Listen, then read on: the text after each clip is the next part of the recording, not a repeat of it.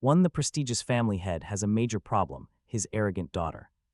She has zero talent for magic. In this brutal world, power is everything. Without it, you are despised, and only the strong have the right to survive.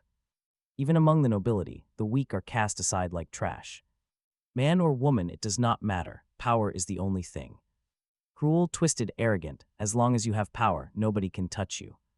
When the Lord of House Duplain realized his daughter was completely useless, he decided to hire a highly skilled, handsome mage to teach her. But instead of learning, Della threw dirty water right in his face. "A filthy commoner rat is not worthy of looking at me," she screamed.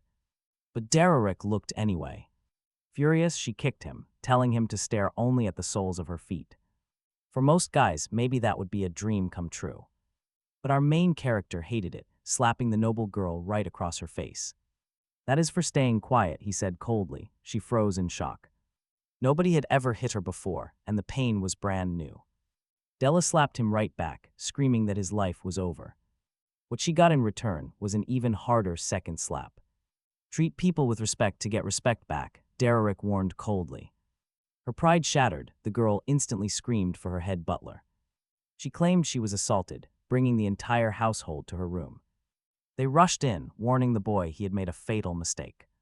But he did not back down, calmly showing his written authorization from her father. The family head gave him full permission to use any method necessary. His only real condition, just leave a body for the funeral. The older brother of Della heard about this and confronted him, absolutely furious. He demanded to know how a commoner dared to touch a noble lady. Dererick showed absolutely zero regret, simply stating her father allowed it. And as everyone in this house knows, the word of the patriarch is absolute law. So the black-haired brother went to demand Della be cast out. But the father coldly told him just once that he had specific plans for her. When the son tried to push back, the father shut him down. He backed off. Later, the blonde brother took Dererick to the childhood bedroom of Della. He explained that she used to be sweet, kind, and happy. He had no idea what changed her, but growing up ruined her. Looking around, Dererick spotted several old magic books hidden away. He immediately realized what was happening, especially after seeing her old painting. It revealed everything. He promised he would fix her. That very night, as the girl slept, she was violently grabbed. Dererick woke her up, whispering that she must be thirsty. This was the second time she had ever been treated so roughly. He dragged her far from the castle, warning this was her last night. Throwing her onto the cold dirt, he left her utterly terrified. Dererick smiled for the first time, whispering that he was not there to play. "Teach you magic. I just enjoy beating down arrogant nobles every chance I get." Fear shot through her small, trembling body. None of this made any sense. Dererick made it cold and clear. Talentless, arrogant nobles like her get thrown out and sent away to a convent, so he figured he'd enjoy her screams first. The desperate girl still clung to the hope that this was some setup. But when she caught her own reflection gleaming in Dererick's cold sword, survival instinct took over. She turned and ran if she could just reach.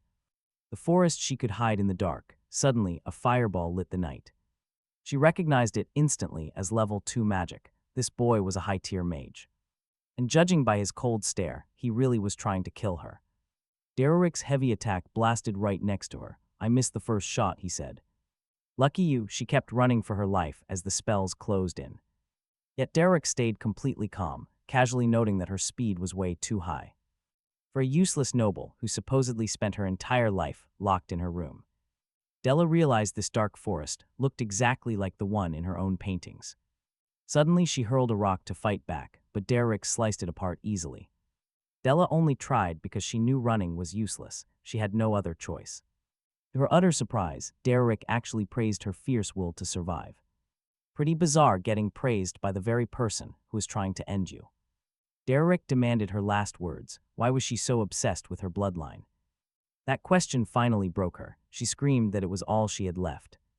Noble without magic is just useless trash in this magic-obsessed world. She tried harder than anyone, and yet she still could not use magic. Hearing her desperate final words, Dererick bid her farewell and wished her luck next time. He brought his sword down hard, boom, but the blade struck solid ice. Ice, how that was definitely her magic. After 15 long years, she finally did it. Dererick praised her, apologizing for his extreme rudeness up until now. He explained that she needed to understand. This was the only working strategy. The girl broke down crying. She had finally unlocked her power. But before we see what happens next, we have to look back. We need to understand how this talented commoner named Dererick got here first. 8 years ago, an old man was the only one in a poor village who used magic. The locals despised him for it, believing magic belonged strictly to the nobles. But young Dererick did not care about those silly rules at all. He was not even interested in learning magic in the first place. Yet the arrogant old man insisted on taking him in as a disciple. He wanted followers but was too obnoxious, though the boy did not care. So through freezing winters and blazing summers, the boy continuously trained hard. He followed every single piece of advice, quickly showing incredible raw talent. Before long, the master realized he was looking at a true genius. The boy possessed an incredibly powerful, raging flow of raw mana. In just a few attempts, he learned to conjure weapons from energy. He easily fired magical arrows that struck deep into a distant tree. This poor beggar kid had done the impossible. The master was thrilled. He was not about to let such monster talent go to waste. Dererick kept training under the old man, eventually rising to become a 1-star. Mage, he mastered everything his mentor could teach, but now the old man points to a massive protective wall north of Ebelstein, a place where wealthy noble boys reach 3 stars before they even grow up, yet he claims his student still is not ready to face them, too much left to learn. Magic, the old master warns, is purely a matter of bloodline. No matter how hard someone struggles against that cruel truth, the nobility will always rule at the top. But Dererick thinks that is just a pathetic excuse the old man uses to avoid admitting his own failures. Sadly, that turned out to be the final lesson he would ever hear from his mentor, because when the heavy rain fell that night, the master never woke up. To Dererick, the tragic truth was clear. His master was dead. He buried him and noticed the fragile body was severely wounded and starved. He also heard rumors the old man was brutally beaten to death while trying to steal a 2-star spellbook from a warehouse. Seriously, this is heartbreaking. The master died trying to steal a book for his student. Dererick went cold inside, realizing how deeply unjust this world truly was. He was not even born in this world, and it was in that traumatic, dark moment that his legendary status window finally awakened. 4 years passed in the city. Katia Flameheart was easily the most talked about name around, a former lady of a noble house that had fallen from grace, despite losing her Viscount title. This striking beauty was already a 3-star mage. While seeking work as a mercenary, she met Dererick, instantly recognizing the commoner boy possessed an abnormal talent, so she took him under her wing and taught him that the rich and powerful would always grow uneasy over his raw talent, meaning he had to stay cautious even with his exceptional gifts. Under her steady guidance, Dererick became capable of casting a level 2 spell, one that unleashed a powerful and devastating sound wave that scrambled the senses, and the mercenaries around them completely lost their minds, desperately trying to figure out what that absolute nightmare of a sound was. Katia did not explain. She simply grabbed Dererick and pulled him far away from there. Then the woman explained the truth with absolute cold seriousness. Nobles place massive value on their privileges. A commoner with superior talent is something they will never tolerate. They will treat him as an enemy. The spell he cast was level 2, officially making him a 2-star mage. After all that, Katia traveled with Dererick, teaching him everything she possibly could until one day the Alveister County appointed her as a private tutor to a noble. That is not something you can easily turn down, so the two parted ways. A few months passed. Dererick mastered 2 more level 2 spells all on his own. Now 16 years old, staying in this city was no longer enough for his growth. Later, at the Belden Tavern, a tavern keeper named Jadden had an interesting job for him. A request from House Duplain, the Grand Duchy. At the time, he only knew this family was highly famous in the region. He had no clue why they wanted a job for a commoner like him, but Jadden did not care about the reasons. He had seen the heap of gold coins, and there were plenty. This kid absolutely had to take the job. With arguments that convincing, Dererick accepted. Jadden explained the task was simple: clear out goblins from a dangerous region of the territory. Dererick couldn't shake the feeling that a job this simple was highly suspicious. It felt like a total trap, and he wanted out, but before he could leave, the man begged and pleaded, swearing there was absolutely no one else he could trust with this task. Plus, they had already paid 1 gold coin up front, so Dererick was brought before. The clients, a friendly-looking lord and lady alongside a highly mysterious girl, the mustached. Lord didn't like this setup at all. No one mentioned such a young boy would be the one hired. He refused to accept it, but the hooded girl stepped in and insisted on hiring him. Later, out in the dangerous territory, the goblins were completely and utterly humiliated. Those glowing red eyes of the boy were terrifyingly cold. Even when they tried to ambush him from behind, the boy was much faster. He would easily dodge and return the favor. You like attacking from behind, then you won't mind getting that exact same treatment. Soon enough, the last of them was completely wiped out, and Dererick announced the job was officially done. The three of them couldn't hide their absolute shock. He really was that powerful. It seemed the hooded girl had some hidden motives when it came to Dererick, he assured them. There wouldn't be any more pests showing up around here, so the old man needed to pay the rest of the debt, and there they were, 2 beautiful gold coins. That was a real fortune. Jadon and the boy could practically take a vacation on that kind of money, but then the old man interrupted their little celebration, mentioning he had yet another job to offer. Naturally, that got their attention immediately. When the old man promised to pay 15 gold coins right then and there, Dererick didn't even blink. He simply agreed to do any job for that amount, so they headed straight to House Duplain's castle, just as you would expect from the rich and powerful. The estate was absolutely massive and spotless. The old man finally introduced himself properly. The mustached lord was actually named Dong, the grand steward serving Duke Duplain directly. The friendly woman from before was Katerina. That pretty face belonged to the head maid of the castle.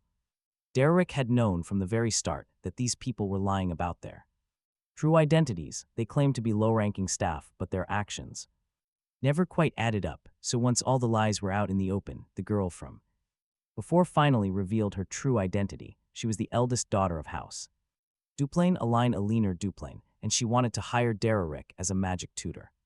She led the boy deep into the castle. Along the way, Dererick got a first-hand look at just how harsh the noble's reputation truly was. One maid was crying alone in a quiet corner. Aline introduced her father to Dererick, the new teacher who would attempt to teach Della. She had brought him all the way from the countryside. The father seemed like a very busy man, but when Aline mentioned she would be leaving with Dererick, the Duke asked the boy to stay behind. He wanted a private word with Dererick. Duke Duplain asked him what level of magic he could actually manipulate. The young mage answered 1 star. The Duke took off his glasses and warned him that there was no reason to lie in this room. In that moment, Dererick understood. Duke Duplain operated on a level where false humility got you absolutely nowhere. Dererick is actually at 2 stars, and from his simple clothes, the Duke figured out the truth. He was a mercenary, not someone fit to teach a noble daughter, but if Aline chose him, the Duke saw no reason to doubt her judgment. It was during this intense meeting that Dererick went ahead and asked Duke Duplain for permission to be aggressive if necessary, even using force if that was what it took to teach the girl. That very afternoon, he was introduced to her. The poor maids were dodging flying plates constantly, so Dererick approached the brat and prepared for her worst. He took her worst blows and confidently struck right back. Then he landed another strike and stood his ground against the terrified staff, showing them her father's written permission to use force. That night, he went straight to her room, making her believe she was about to be kicked out because of him. Pushed to her absolute limit, her magic finally woke up. As she cried bitter tears, Dererick bandaged her up and revealed the shocking truth. Her magic was a wild type, meaning the way she naturally sensed mana was entirely different. It deviated completely from the traditional path, which the young lady had no idea about. Dererick explained he figured it out from her forest drawing. The way mana naturally flows through nature was exactly what had guided her hands. Mages with her wild temperament are deeply connected to nature. Starting tomorrow, Dererick would teach her how to control that raw power. And then something completely unprecedented happened for the very first time. The arrogant young lady actually thanked someone before they walked back to the castle. They spent the entire walk talking. The next morning, Della woke up excited to test it. It was not a dream. She could actually feel the mana flowing through her veins. She could clearly see the energy. Just then, a maid happened to walk past her door.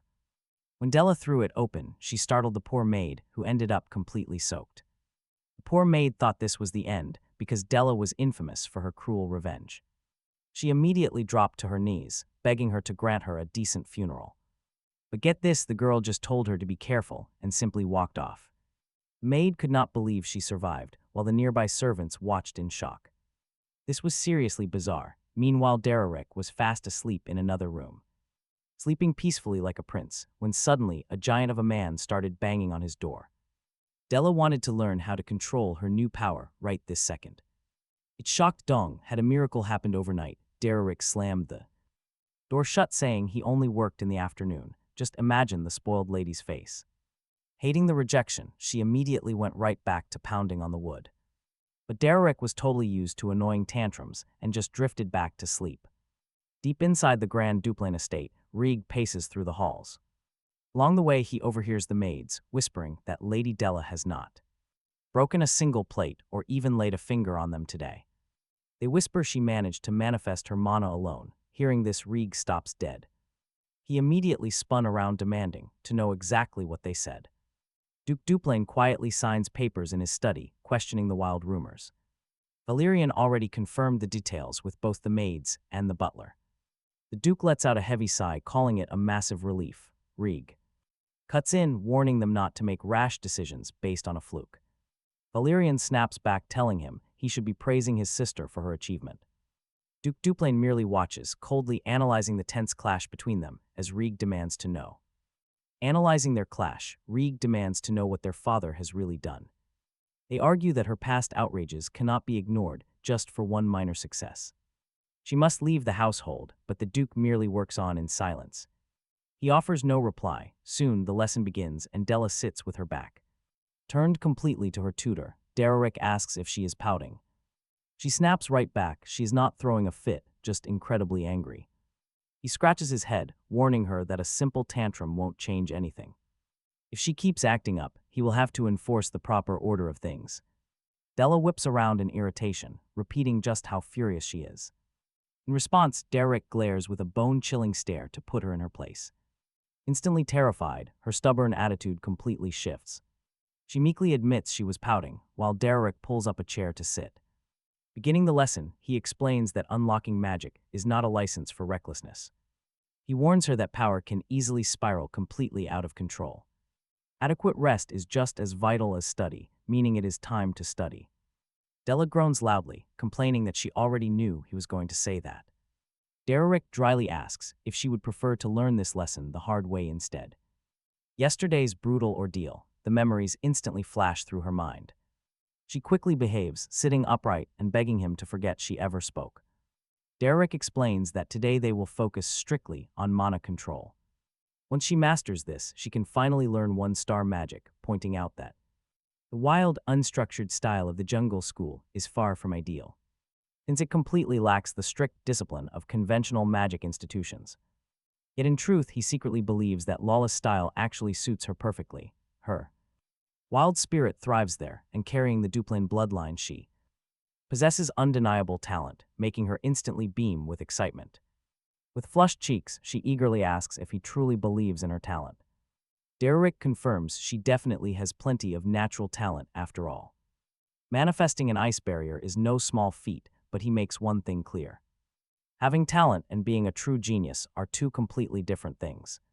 From afar, Reg overhears the entire conversation, and he is absolutely livid. He actually grinds his teeth in rage. The next day, Della appears at his door. Claiming she can now direct her magic, she tries using her ice magic again. But things still feel off, and the exact same failure keeps repeating. Over the next few days, Della refuses to leave him alone, trailing after him constantly, even during his rare moments of rest, demanding he stay near the annex, since her father did not lend him those spell books just to laze around.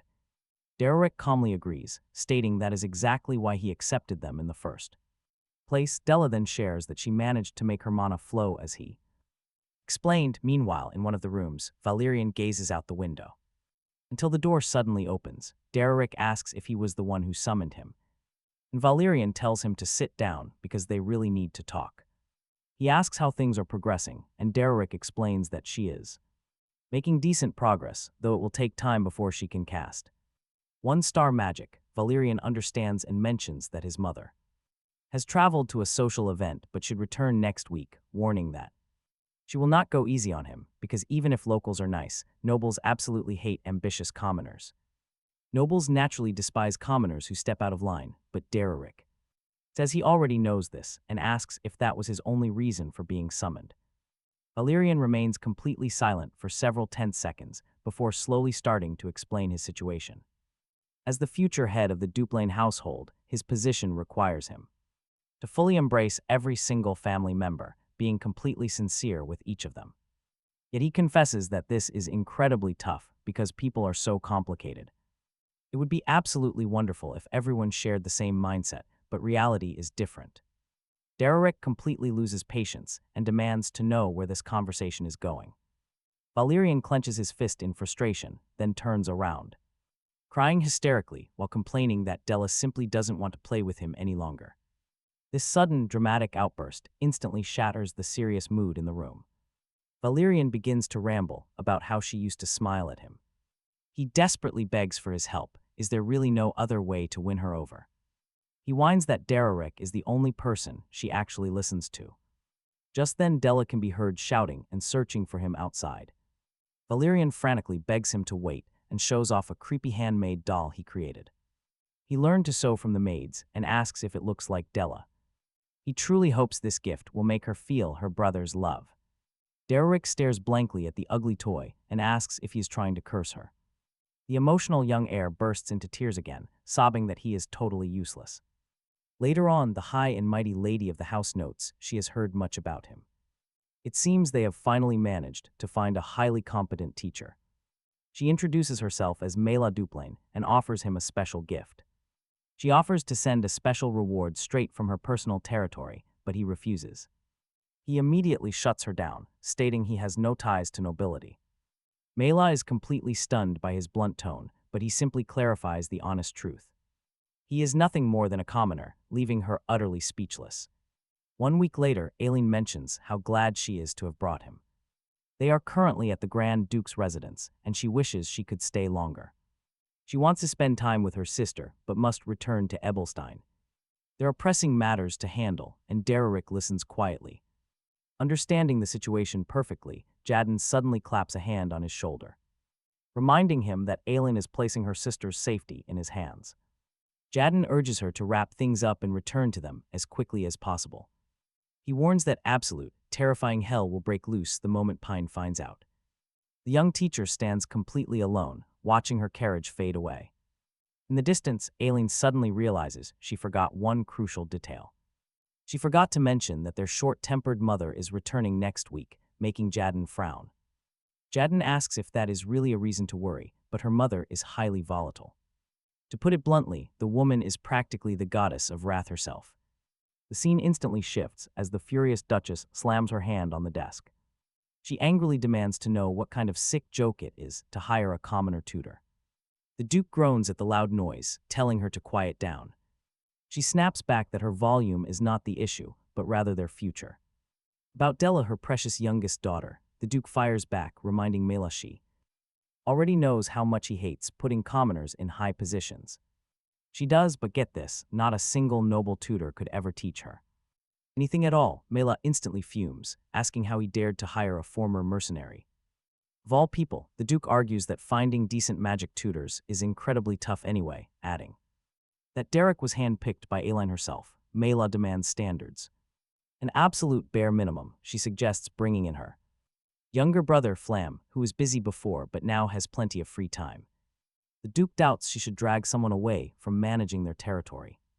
Just for tutoring, Ebelstein will descend into absolute chaos if they act so recklessly. Mela completely snaps, screaming. She asks if he has forgotten that high society is a savage, ruthless war zone. Reputation is everything for a tutor.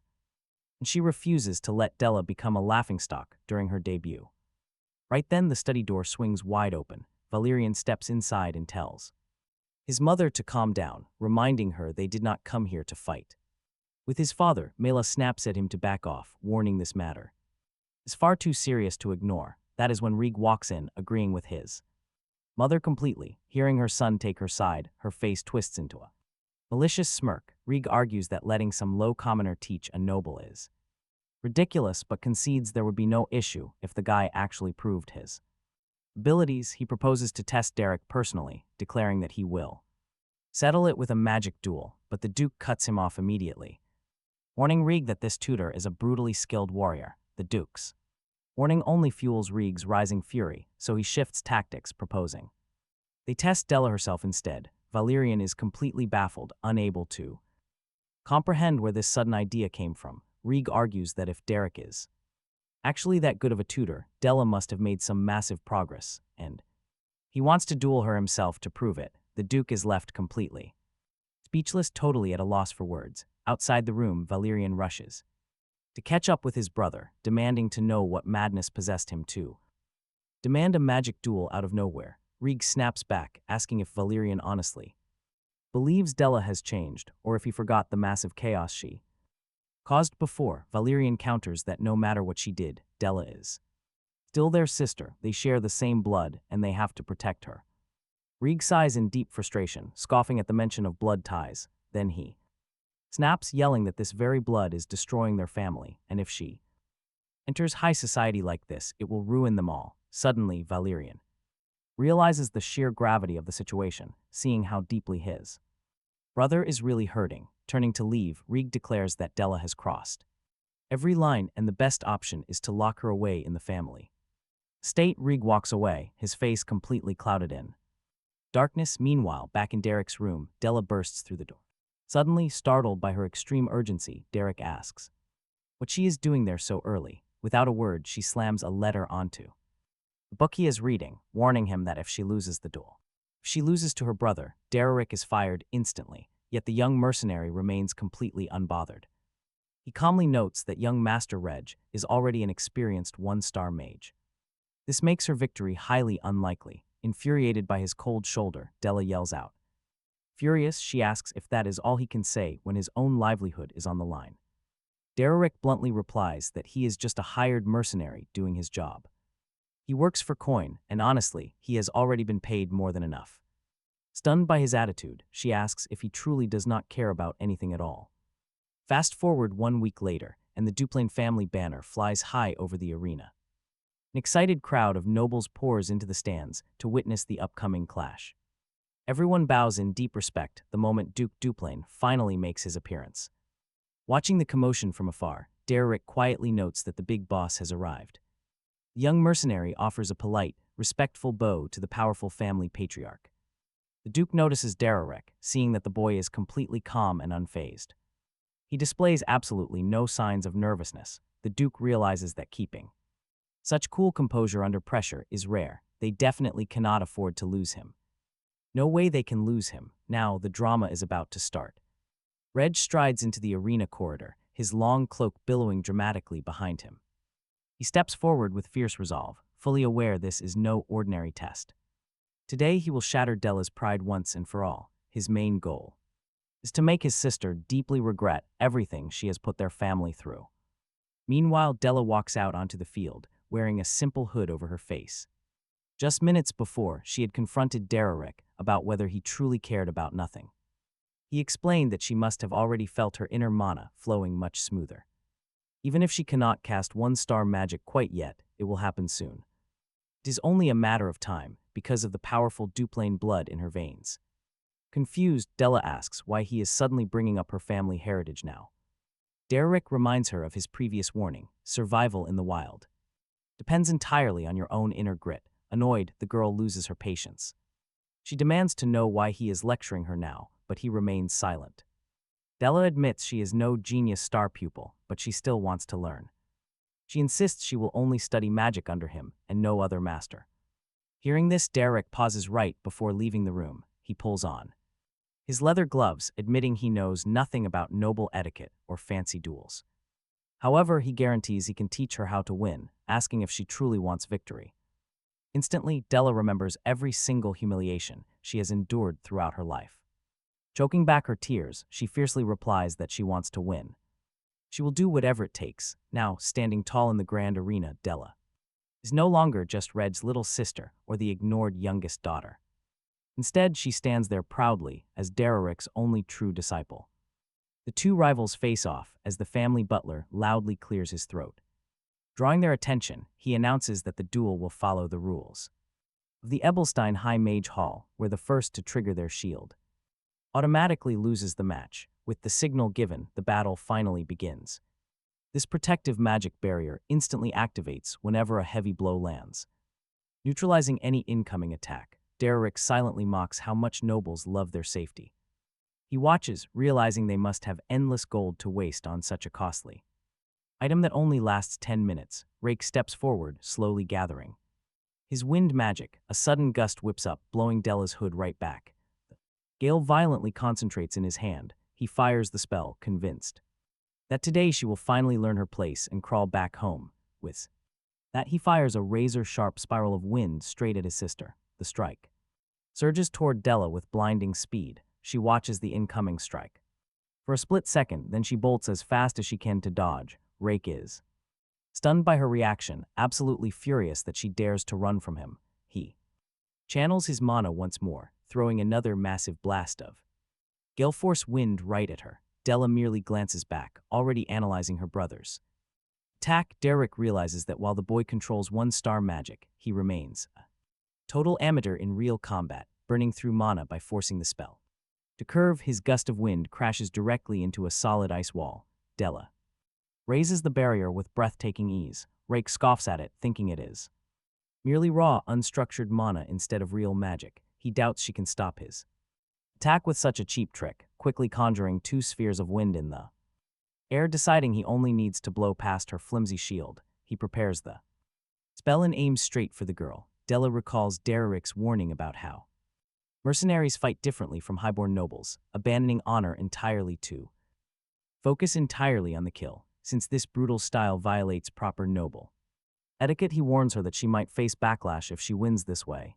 Yet, even so, he promises to craft a winning strategy if she is truly on board. Della agreed instantly, without a single shred of hesitation. Back in the fight, she locks in with absolute focus. The second the strike nears, she leaps aside to dodge. In the mercenary world, there are always fighters who manage to win, even when facing vastly superior opponents. These cold killers do not fight in civilized duels, but in raw, savage wars. Rake tries to redirect his attack midair, but Della slips away effortlessly. In war, survival means dominating the terrain and weaponizing every single resource available to secure victory. Even the enemy's slightest distraction must be ruthlessly exploited. She channels her magic, raising another massive wall of ice, pouring far more effort and concentration into it than she originally planned. Rake screams that the fight is already over. Della looks back instantly, only to see a wind blade tearing straight toward her. The impact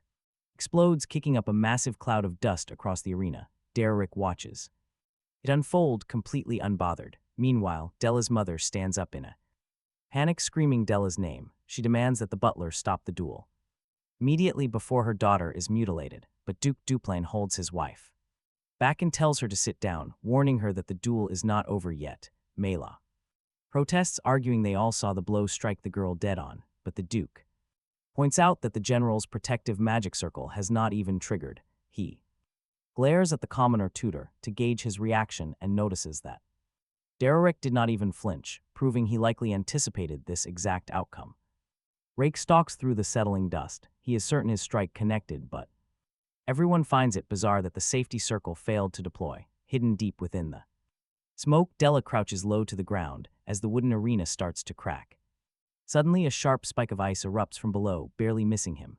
Rag leaps backward to dodge, wondering if she is attacking from right beneath the platform. Under the Kelbram Hall rules, leaving the stage means immediate forfeiture. But the butler shakes his head, signaling that this move is completely legal. Rag realizes this doesn't count as leaving. Talk about an underhanded tactic ever anticipated. Suddenly, another massive ice spike catches his eye, this one even larger, nearly impaling him. In an instant, dozens of other icy spikes begin erupting from the ground. Rag knows it is hard to aim blind without being able to see him, but she is just trying to hit him by any means necessary, completely throwing away all noble etiquette. He calls out his sister's name as Della glares coldly upward from beneath the arena. Floor with eyes glowing a menacing red. Rag recalls seeing that exact look before, filled with a cold, eerie, and unnatural calmness. He turns his head, knowing Della would never think of this dirty tactic. On her own, this is definitely Dererick's plan. He rips a button off his hood and tosses it aside, warning that if they want to play dirty, he will match their dirty play style. Terrified, Mela asks if Della really went under the platform, demanding to know what her husband will do to stop this fight.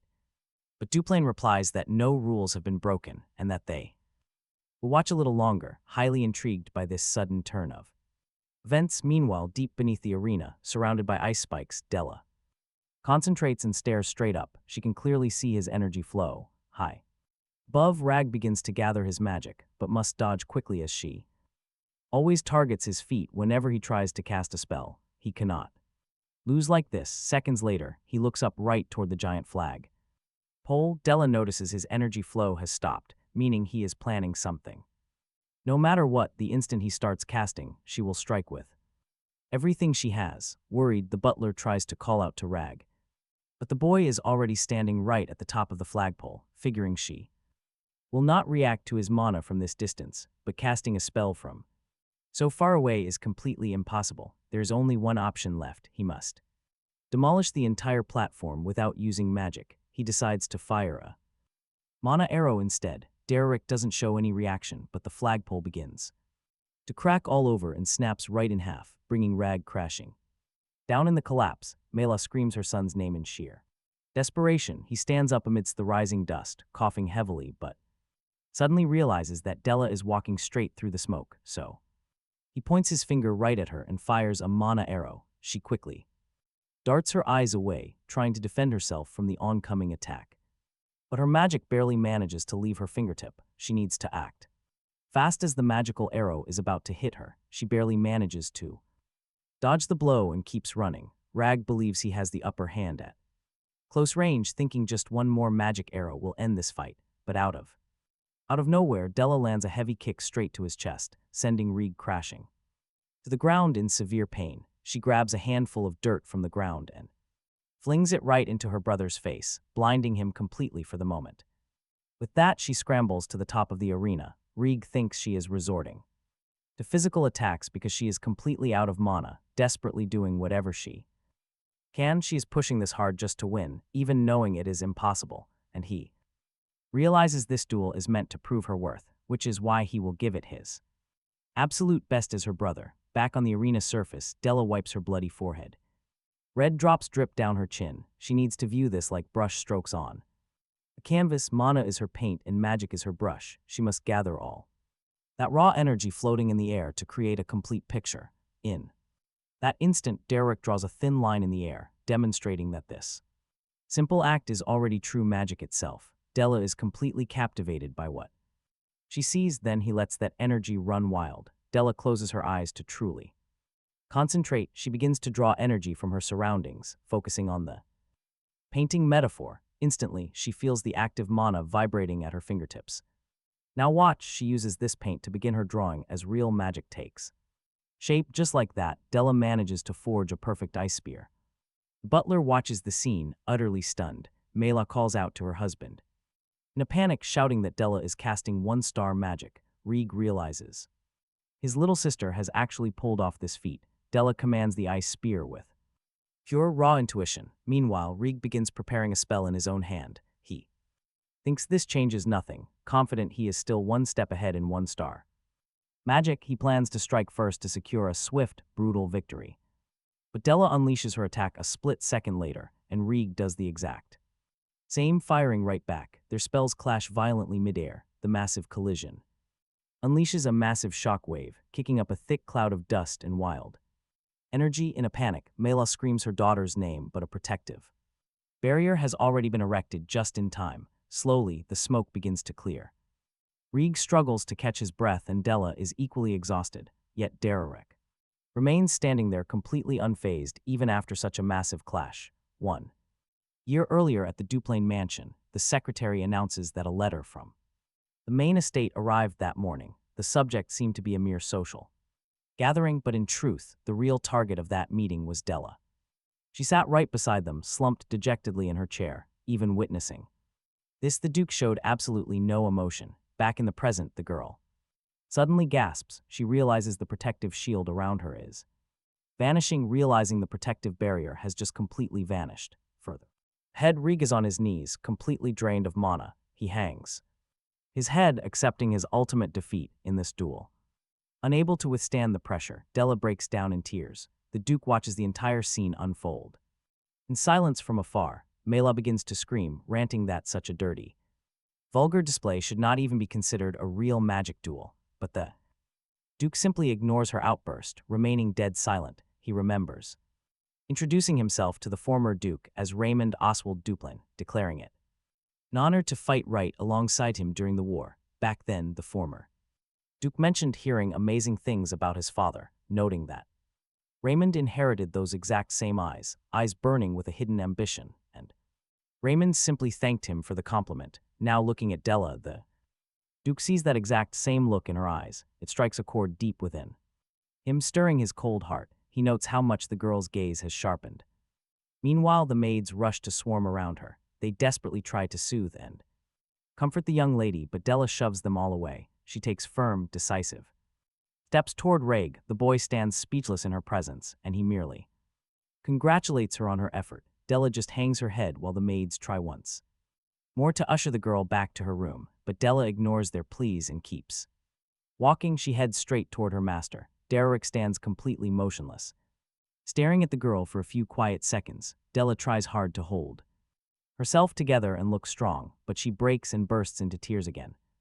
Clutching her dress tightly, she confesses that she failed and lost the fight, and because of that, she must apologize to him. The main character shows absolutely no surprise at all. He simply rests his hands on his knees and slowly stands up.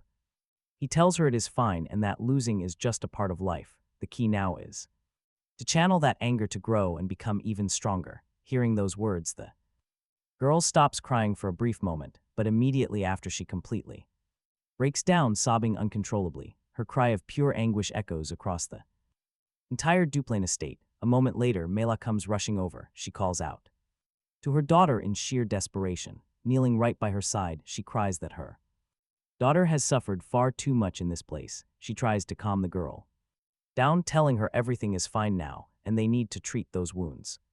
Immediately, the mother stands frozen, watching her daughter walk away. She wipes her face and dries her tears with a piece of cloth.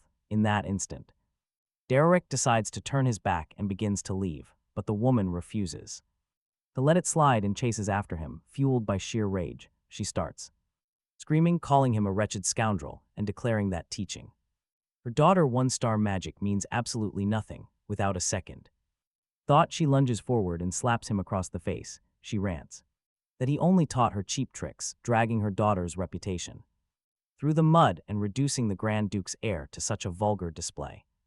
Blinded by hatred, she strikes him with another sharp slap. She screams that trash like him has no right to exist in her world and demands he learn to respect those who actually matter. She claims everyone there has dignity and appeals to her husband, arguing he must have seen that this was no real magic duel. Talk about a complete turnaround. The Duke himself steps in and slaps his wife across the face. He firmly tells her she has crossed the line and asks if she fails to see that she is the only vulgar one here. The woman is utterly baffled and demands to know why she's being treated this way over him.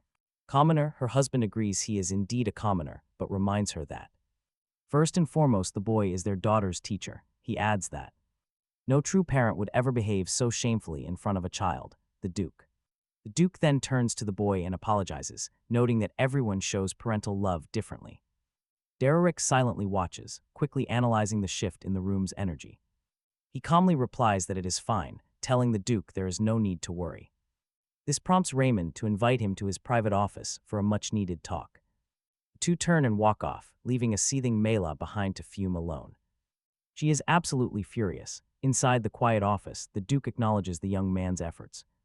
He admits that Dererick took truly exceptional care of his young daughter. As the Lord here, he promises the absolute maximum reward allowed for a commoner. Then Raymond gets straight to the point, asking the question that really matters. Does he want to receive the closely guarded secrets of 3-star magic? Dererick instantly realizes the Duke hit the absolute bullseye. The Duke reads him perfectly, laying a truly legendary deal right on the table. He is, after all, a massive 5-star mage and the Grand Duke of this entire nation. Knowing a golden chance like this only comes once, the young man accepts immediately. But the Duke issues a warning. High society in Ebelstein is a different beast entirely. Magic alone will not keep him alive there. Dererick simply replies with a shrug.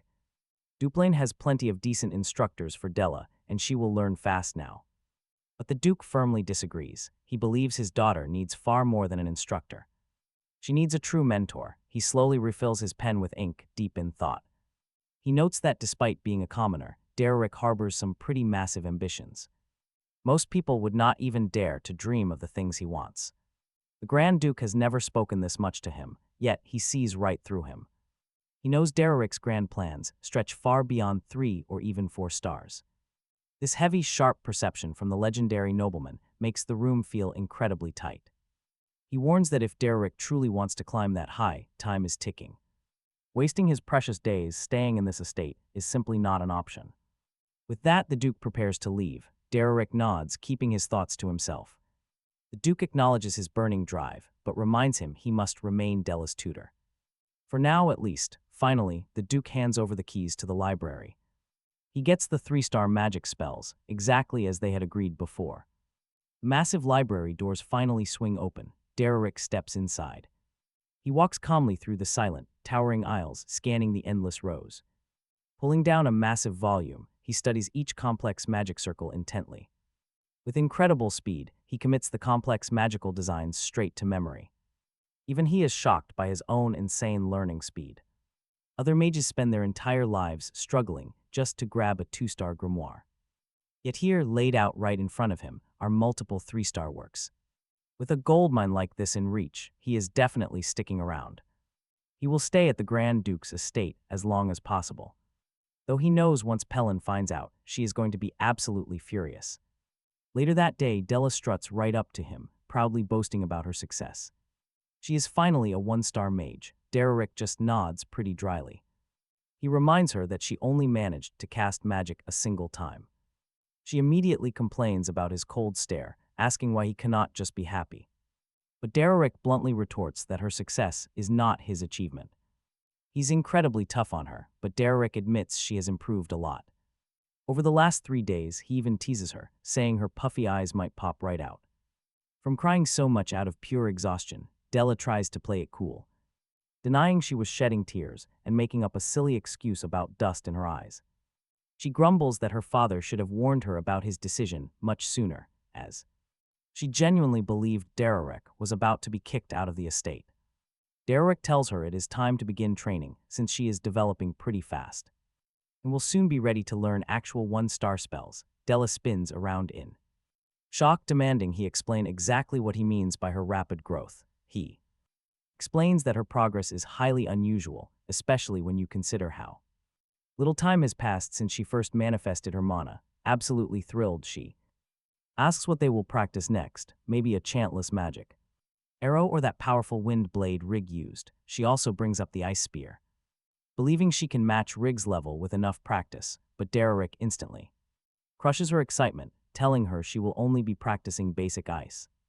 Manifestation, instant protest. She demands to know why she cannot start learning 1-star spells right away. He explains there are several reasons for this, but ultimately, mastering the absolute basics is what matters most. In short, it all comes down to mana control. Despite her whining, Della finally yields to his decision. She mutters that if her tutor says so, she has no choice, admitting she got her hopes up for nothing, thinking she was cast real combat magic. A moment later, her eyes narrow and she glares at Dererick suspiciously. She asks why he is staring at her like that, demanding to know if there is something on her face. Dererick quickly dismisses it, explaining he was just surprised to see her listening so quietly and being so obedient. Della turns away, her face flushing bright red as she loudly claims she has respected and obeyed his every word since day one. Dererick just stares at her, highly amused by such a blatant lie. Quite a bold claim. After all, she threw dirty water on him twice. She asks if he still remembers that. Quick to change the subject, she remarks on how great the weather is and how practicing magic seems like pure fun. Dererick merely sighs, talk about a soft spot, a faint smile. Playing on his lips, night falls over the estate and Della collapses to the ground, exhausted and gasping for air. Dererick mentions hearing that her schedule is about to get a lot more demanding. She sits up, noting that he knows everything already, apparently her etiquette and general education. Classes start next week. Dererick calls it a positive step, noting that she has mastered one-star magic and will now receive the proper training of a true noble, but Della complains about every single subject, questioning why she even needs to learn this, wondering how a line ever survived such a grueling routine. Dererick replies that this is exactly why they call a line the flower of Duplain and why she rules the center of Ethelstein high society. Della insists she only wants to study magic, and Dererick tells her to stay focused on that since the Duke hired him and they still have plenty of time together. But she worries, asking if there is a risk someone might throw him out just to end their lessons. Della explains that while her father accepted him, her mother is not the type to sit back and do nothing. Dererick asks why the Madame would want to expel a tutor, and Della answers that her mother fears his lessons will tarnish their noble dignity. After all, even after witnessing that wild duel, his style is a far cry from what high society calls elegant. Dererick dismisses the concern as no major issue, reassuring her that calming her mother's mind is incredibly simple. After all, they only need to remove the source of her anxiety, leaving Della completely baffled. By morning, Mela is pacing through her grand manor, her face dark and grim. How did her daughter even find such a wildly unsuitable teacher? The Madame immediately pictures him training her daughter how to kidnap targets using vicious mercenary tricks, or worse, young Della turning into an absolute beast at her society debut. Her head starts to throb from the sheer dread of it. How could a commoner possibly teach her child, even if her husband accepted this nonsense? She is still the mistress of this house. Mela decides she must handle this matter herself. Right then, Della's soft voice calls out to her mother. Mela prepares herself. Everyone says her daughter is still far too childish, but she secretly loves how the girl usually throws her arms around her with a beaming smile, but none of that happens. Instead, the Madame is jolted straight back to reality. Standing right before her, Della performs a perfect, elegant bow and politely asks if her mother slept well. Mela stands frozen, utterly stunned by her daughter's flawless poise. Della explains she could not leave the annex sooner due to treating her training wounds, apologizes for her tardiness, and politely announces she must now head to piano practice. Mela just nods along, completely at a loss for how to react. Della curtsies and takes her leave, adding that her study schedule is incredibly tight. Mela quickly asks if her etiquette lessons are still starting next week. Della confirms, adding that thanks to her mother's consideration, she hopes to learn a great deal from them. With that, she turns and walks away. Along her path, a maid panics, dropping all her laundry onto the floor. Della stops and gently asks if she is hurt. The maid is left in absolute shock by this sudden change in attitude. The rest of the staff watch in silence as Della walks away. Meanwhile, over in Ebelstein's noble district, a young lady remarks that the salon feels exceptionally lively and filled with laughter today. She admits she was genuinely worried about Aileen during their last meeting, as she seemed quite. Aileen smiles and replies that she never intended to give that impression. She explains that most of the worries keeping her awake at night have been resolved, so she feels much better now. Alent, the second daughter of the Belmiard family, calls it a relief, then mentions a rumor that Aileen actually left the noble district to save someone. Aileen appreciates the concern, but explains she was actually busy searching for a magic tutor for her younger sister. Alent finds it curious, wondering just how incredible this tutor must be to make Lady Duplain search for him in person. Denise, the second daughter of the Veltus family, joins the conversation and asks if that new tutor is actually for Lady Della. Aileen confirms she recently saw Della at the mansion, where she has become so polite that she is barely recognizable. She adds that the girl has even reached one-star level, and her posture was so elegant it made Aileen feel she needs to work harder herself. Denise finds it strange that the Duplain family stopped hiding Della, but she agrees that this teacher must be extraordinary. Aileen explains that although he lacks a noble title, he is highly competent, making it well worth going to the Belden Mercenary Guild herself to hire him. Both noblewomen are completely shocked to hear that the tutor in question is a common mercenary. Alent searches her memory, and remembers that in the end, the girl they are discussing is still Della, the very same girl who drove her family's chef to quit his job with the Duplain family.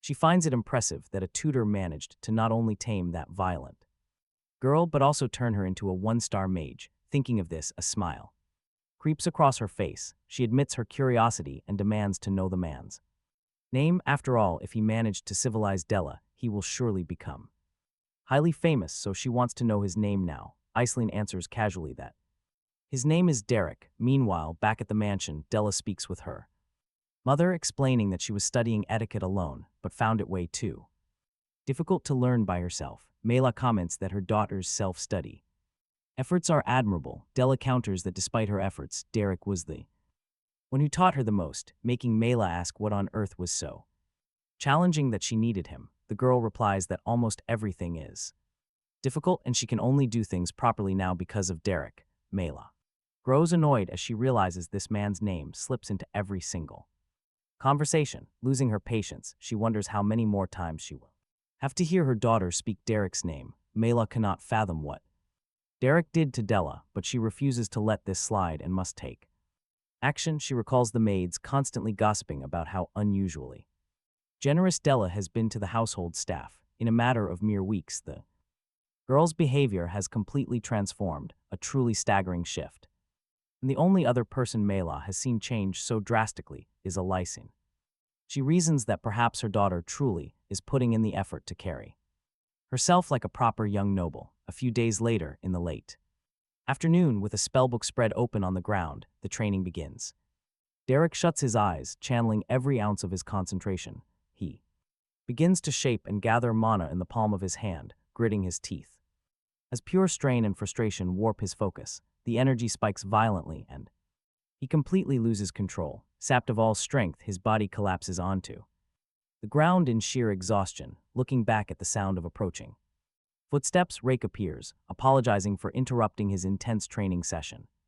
Dererick pulls himself up and asks what brings him out here. Rake sits on the grass, explaining that he wants to talk about Della. He spots the book and notes that it is a 3-star grimoire, which Dererick confirms, adding that the Duke lent it to him personally. Rake is taken aback by the revelation. Dererick quickly adds that the contents are still way beyond his current level, but there is no harm in studying ahead. Rake remembers when his father called Dererick true mage, smiling as he calls the young tutor's dedication truly admirable. Dererick cuts right to the chase, asking what Rake wanted to discuss.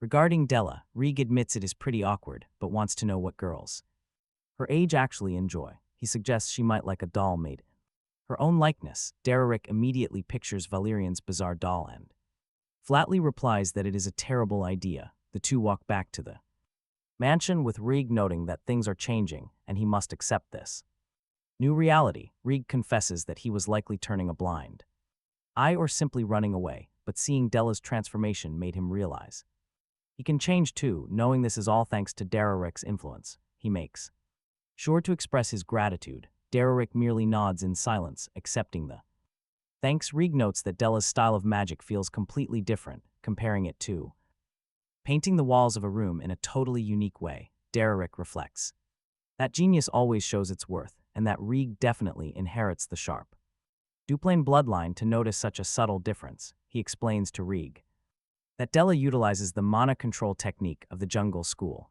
He explains that how one wields mana varies from person to person, and she will soon reach a level where she can study independently without any guidance. He concludes that past that point, a teacher's interference would only hinder her natural development. Rake agrees, confident that when that moment comes, she will undoubtedly shine on her own. Now, flash forward 2 months later.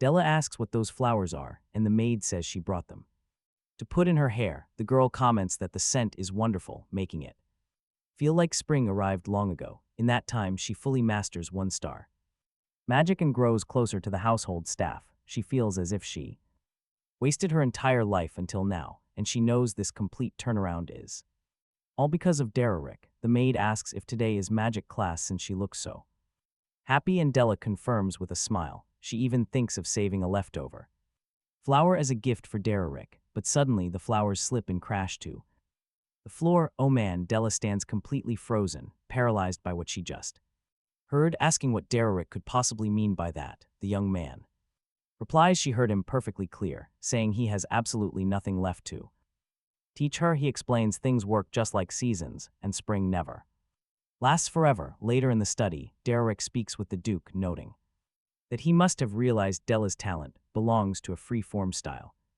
Much like nature itself, he explains that if he keeps meddling in her training, he will only end up limiting her potential. The Duke remarks that there is really no longer any reason for him to stay at the mansion, but despite his blunt words, the Duke looks deeply saddened. He stands and walks to the window, noting how the mansion completely transformed since the young man arrived, and how his daughter finally managed to grow because of him. The Duke confesses he was so focused on governing his lands that he failed to be a good father, but now feels a massive weight lifted off his shoulders. Then asking when he intends to leave, Dererick mentions that Aileen is stopping by the mansion before she departs for Ebelstein, and he hopes to hitch a ride. The Duke nods in agreement, demanding the library key back first, but the young man hesitates, saying he still needs to finish a few more volumes and will leave it with the head butler. When finished, Raymond flatly refuses, demanding the key back this very moment. Dererick stares quietly at the magic tome hidden in his waistband. The Duke turns his back, coldly telling him to leave if he has nothing else to say. Leave. The boy quietly gets up and offers a silent bow to the Duke's back. Walking down the grand hallways, he crosses paths with Della, who immediately complains about how he arrived out of nowhere and is already abandoning her just the same. He gently explains there is no other choice, but Della sighs, knowing that she can't stop him. Looking directly into his eyes anyway, she softly asks if he could just stay. Dererick says nothing, slowly stepping closer to her. He explains that he must go back to mercenary life to study his magic, suggesting she visit him in Ebelstein once she turns 15 and grows stronger. He promises they will reunite, hoping to sharpen his own skills by then so he can teach her even more advanced spells. Della complains that he is incredibly annoying because he always says the exact right things, leaving her with absolutely no way to fight back. As night falls over the mansion, the young girl tosses and turns, breaking into a cold sweat. She remembers those endless nightmares of bitter voices cursing her, forcing her to suffer all completely alone. Suddenly, she gasps awake with a sharp, terrified scream. Catching her breath in a panic, slowly, she realizes it was just another bad dream. The maid rushes to the door, asking if everything is all right, explaining that she heard a cry and got worried. Suddenly, Della starts plotting maybe she should go back to her vicious old ways, terrorizing the servants and breaking things just to cause chaos. After all, that is the only way. Dererick would have to stay. The maid presses on, gently asking if she is sick. Della bites her lip, quickly discarding that selfish thought, replying only that it was nothing. She promises she is perfectly fine, telling the maid not to worry, promising herself she will never act like it spoiled brat again. The next day, inside the carriage, Iceland says she will leave him near the commercial district, telling him to say his last farewells quickly. As the carriage starts rolling, Dererick looks back at the mansion, watching every single person he grew so close to in that place. Valerian asks if he is truly leaving, and Dererick nods, confirming he needs to return home. Ray remarks that life here was never easy and he worked incredibly hard, making it clear that if he ever needs help, he just has to send a message to them anytime. Dererick thanks them with a silent nod, but his eyes find Della. Last, she snaps, asking why he is staring, and tells him that if he thinks she will beg him to stay, he is dead wrong since she is no longer a child. Dererick smiles, replying it was an honor to be her teacher, and even though he is leaving, he hopes she never forgets the precious magic they learned together. Della fires back, saying she will keep proving. He reminds everyone he is her teacher, denying them both a single moment of peace. Dererick only offers her a smirk, which stirs the girl's emotions even more. She turns her face away to hide her blushing, telling him to take care and not get hurt, adding that she is a big girl now and can handle herself. Those familiar words trigger an old memory for Dererick from a lifetime ago. Back then, his master had simply wrapped him in a tight hug, telling him to take her advice seriously. Back in reality, Dererick looks down and calls out to Della. He gently rests his hand on her head and tells her she does not need to grow up so fast. The girl looks away, her Eyes brimming with tears, she breaks down sobbing the moment he starts to walk away. At the last second, she shouts Dererick's name and waves, reminding him they will see each other soon. The protagonist gives one last bow before stepping into the carriage. After all, their next meeting already has a set location, Eelstein, and now the mood completely shifts. In the commercial district, a tavern door slams open. Inside, Pelin lands a heavy punch right on a man's face while the other mercenaries cheer, fueling the brawl. She stops mid-fight, glances toward the entrance, and calls out to the protagonist. In that exact instant, Dererick feels like he is finally back in his true home. Jadden pours some honey wine, explaining that while nobles drink this stuff with fancy airs, this welcome drink is on the house since he likes it.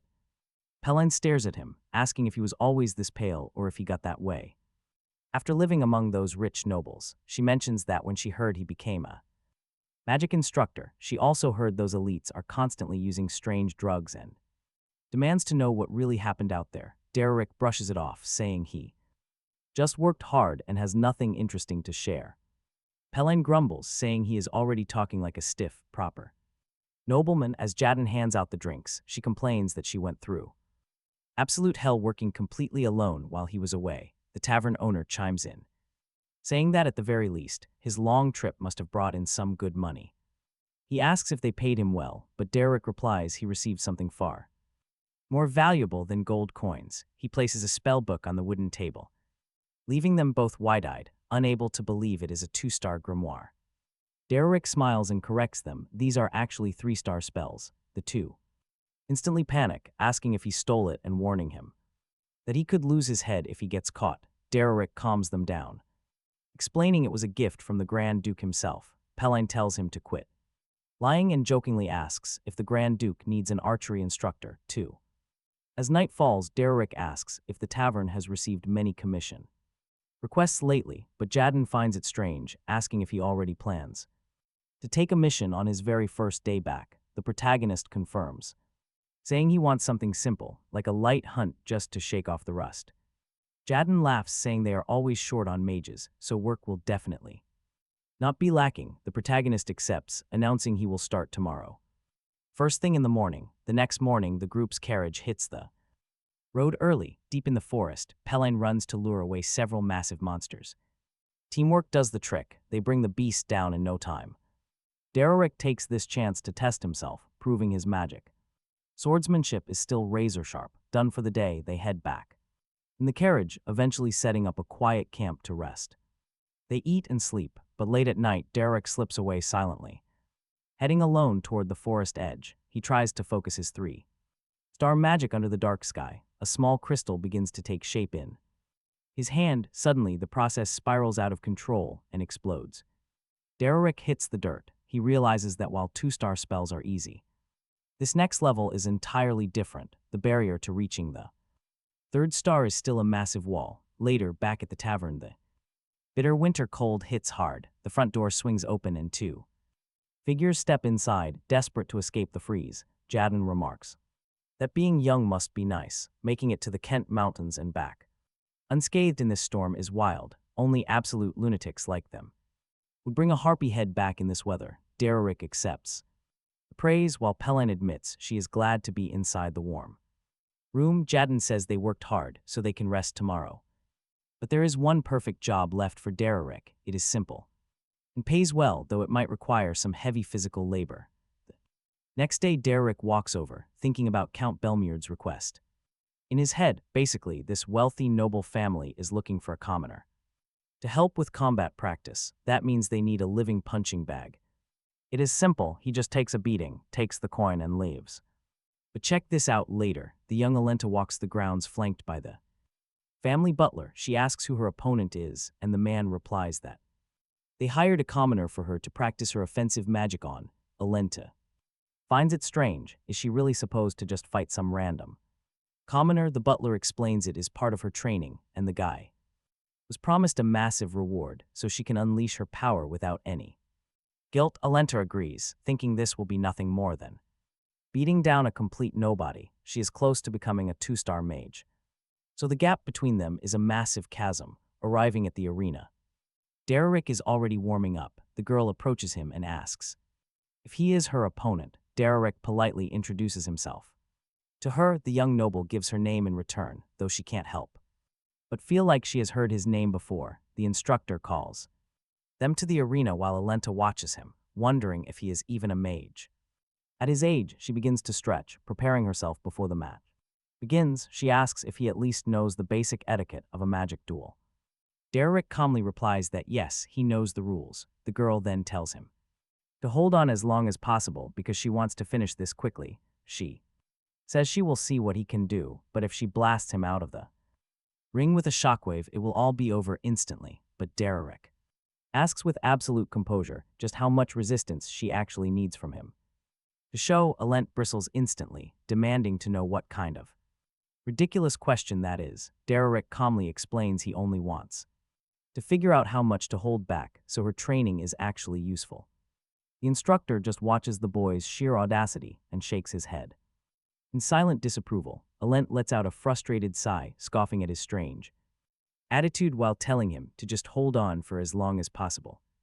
Dererick simply shrugs. If that's what she wants, he'll play along. At that exact moment, both of them unleash their mana. Alent almost praises him for mastering one-star magic at such a young age, but decides he's too cocky to deserve any compliments. Wasting no time, she fires her spell straight at him with absolute force, yet Dererick stays sharp, dodging the blast with perfect ease. The spell shoots past him and completely obliterates the back wall.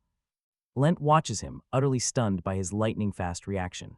The commoner keeps his cool, daring her to bring it on now that his confidence. This instantly infuriates her, forcing her to realize his skills are completely real. Still, she's confident that the gap between their powers is still massive. Suddenly, glowing mana arrows sprout from the stone floor all around her. The sharp projectiles float in a circle, and she points them straight at Dererick, releasing the entire barrage, but the boy reacts instantly, deflecting the magic with a sharp strike of his elbow, sending it flying right back at her. She reacts fast, warping the paths of her own magic and blowing them all up in midair, completely stunned that he can manipulate her spells with such terrifying, brutal precision. The instructor watches closely, amazed by such advanced control from a mere commoner. The rumors of him being an experienced mercenary are definitely true. Alent realizes she underestimated this guy, so she starts fueling a stronger spell. She's going all out now. Sensing the shift, Dererick knows her strategy has changed entirely. She wants to tear down the entire combat arena. Beneath his feet instead, finishing her chant, the young noblewoman conjures a raging wall of fire, launching it directly toward the commoner. Seeing the pure scale of the oncoming flames, he knows dodging is totally out of the question. He quickly summons a magical barrier. Absorbing the heavy impact, a massive cloud of gray smoke floods the entire battlefield. Dererick slowly walks out of the haze, dropping his defenses before he can even take a single breath. A sudden shadow catches him completely off guard. Alent is already right in his face. Ready to strike, she forms a sharp ice spear at point-blank range, leaving him absolutely no time to dodge or manifest a protective barrier. Cornered, he snaps his fingers, acknowledging her talent is seriously impressive. A blinding flash of pure light bursts from his hand, right in front of her eyes. The intense glare leaves her completely disoriented and unable to see, stumbling. Alent spins around, searching for his presence by focusing purely on sound. But out of nowhere, a cold sensation lightly grazes her neck. She gasps in sheer shock. There was absolutely no sound. As her vision finally clears, she sees Dererick standing there, his magical aura flaring high. He launches a direct attack. Alent barely manages to dodge the sudden onslaught. She realizes he used an illusion spell to silence his movements, predicting her moves. She relied too much on her hearing, and that first graze was just a warning. Anger flares. How dare he go easy on her? Dererick just keeps firing spell after spell without pause. Acting fast, she channels her own magic to shield herself, but panic sets in as she realizes he is rapidly closing the distance. Then a smirk crosses her face. After all, rapid casting is her specialty. The moment she releases energy from her hands, this duel is over, but he moves first, shifting his stance. Dererick stomps his foot violently onto the ground. She watches, utterly baffled. Then a massive surge of lightning erupts from the earth. How did he cast that so fast? Desperate to survive, she throws her hands up to shield herself, watching. From the sidelines, her master stands stunned, unable to read his magic flow. The impact sends Alent crashing down, yet she smiles, finding him incredibly interesting. She readily admits she completely underestimated him when they first met. Even thinking he was just a fraud, slowly she rises to her feet and stands before Dererick, bowing deeply to show her respect for his incredible display of power, offering her full gratitude for the fight. Then she retaliates with the exact same lightning stomp. Dererick merely shields his face as the attack charges toward him. He controls the magic surrounding his body with perfect precision, redirecting the attack straight back at her. He leaps forward instantly, giving her absolutely no time to react. Talk about a brutal counterattack. She freezes in panic. At that moment the bell tolls. Her master interrupts the duel just in time. Dererick aborts his attack, landing safely on his feet. He praises her, saying she did a great job. Alent stands frozen, completely at a loss for words. Later they talk in a quiet lounge. She remarks that he is an excellent mage, but Dererick brushes it off, praising her agility. Instead, Alent notes that he seems incredibly experienced in this world. Mentioning she heard he is a commoner, he must be pushing himself to the absolute limit. Dererick confirms this, explaining that he has to, since his ultimate goal is to survive as a mercenary. Alent says she respects hard workers, but warns him about her master, that old man who clearly dislikes him. She advises Dererick to keep his guard up. Around him, the girl thanks him, saying she learned a lot today, and mentions she has an upcoming fight at the Roja Hall where she hopes to win. Dererick replies that with her skill, she has absolutely nothing to worry about, but Alent explains she is not worried about ordinary opponents, but rather the one person she is desperate to defeat. That rival is Lady Iceland of the Duplain family. She bids Dererick farewell, dismissing him. He nods politely and begins to walk away. Watching him leave, Alent tries to recall where she has heard that name before. Suddenly it clicks. He was Della's private tutor. She sprints as fast as she can, grabbing Dererick's arm before he can escape. Is he really the mercenary who tutored Della? She demands. Night falls. Sitting by the fireplace, Alent gets straight to the point. She will do whatever it takes. Aileen must be defeated. She confesses she hasn't reached level 2 yet, but she needs to. If that is impossible, she at least wants to crush Aileen in pure magic. Dererick smirks. He instantly notices her fierce, incredibly competitive streak. Alent admits it might just be stubbornness, but Aileen must fall. She wants this so badly, she does not care about playing dirty or outright cheating. Harboring this level of jealousy is ugly and embarrassing. And yet, that is exactly what she feels toward Aileen. Worse, talking behind her back or finding flaws never worked. Aileen is simply too nice, always kind and welcoming to everyone. Dererick listens in silence. Why are you telling me all this? He asks. She sets her cup down calmly. Exposing her darkest side proves her absolute sincerity. Now she has some critical questions to ask. Dererick simply nods, giving the desperate young girl the floor. She points out that since he lived at the Duplain estate, he knows her rival. He knows exactly how strong Aileen is, and he just saw her own power. So she asks him directly, which of them is truly the stronger one. She demands to know what she must do to defeat Aileen. Dererick hesitates. He admits Aileen is on an entirely different level. But looking into her eyes, he sees her deep, painful desperation. She is not standing here looking for some cheap, empty praise. She is desperate enough to seek real answers from a mere mercenary. After a tense silence, he decides to deliver the brutal truth. She will never defeat Aileen, and honestly, that has to sting. Alent bites her lip, but she absolutely refuses to back down. She demands victory. You turned Della into a real mage, she reminds him. Can you do the exact same for me? Help me crush Aileen completely. Dererick admits there are ways, but one massive obstacle stands in their path. She sits down, glad they're finally speaking the same language. She demands to know exactly what obstacle is holding him back. First, he asks if she knows what his training with Della actually looked like. Alent admits she does not, but fires back that she will do anything. Then Dererick brings up his second concern. He is a mercenary. Alent cuts him off. She does not care about whispered rumors. She is deadly serious. Her absolute goal is to command total respect. Nothing matters if she cannot sit at the absolute pinnacle of high society. So do not dare doubt her resolve over such trivial things. She tells him straight, do not doubt her resolve over trivial matters. She knows what is worth far more than her own pride. Dererick clarifies she misunderstood. He simply meant she has to pay him. Lent instantly flushes bright red, completely caught off guard. Hiding her embarrassment, she scoffs that paying him was always a given. She promises to pay whatever crazy, astronomical sum he demands. Seeing her deadly serious face, he prepares to unleash his brutal training.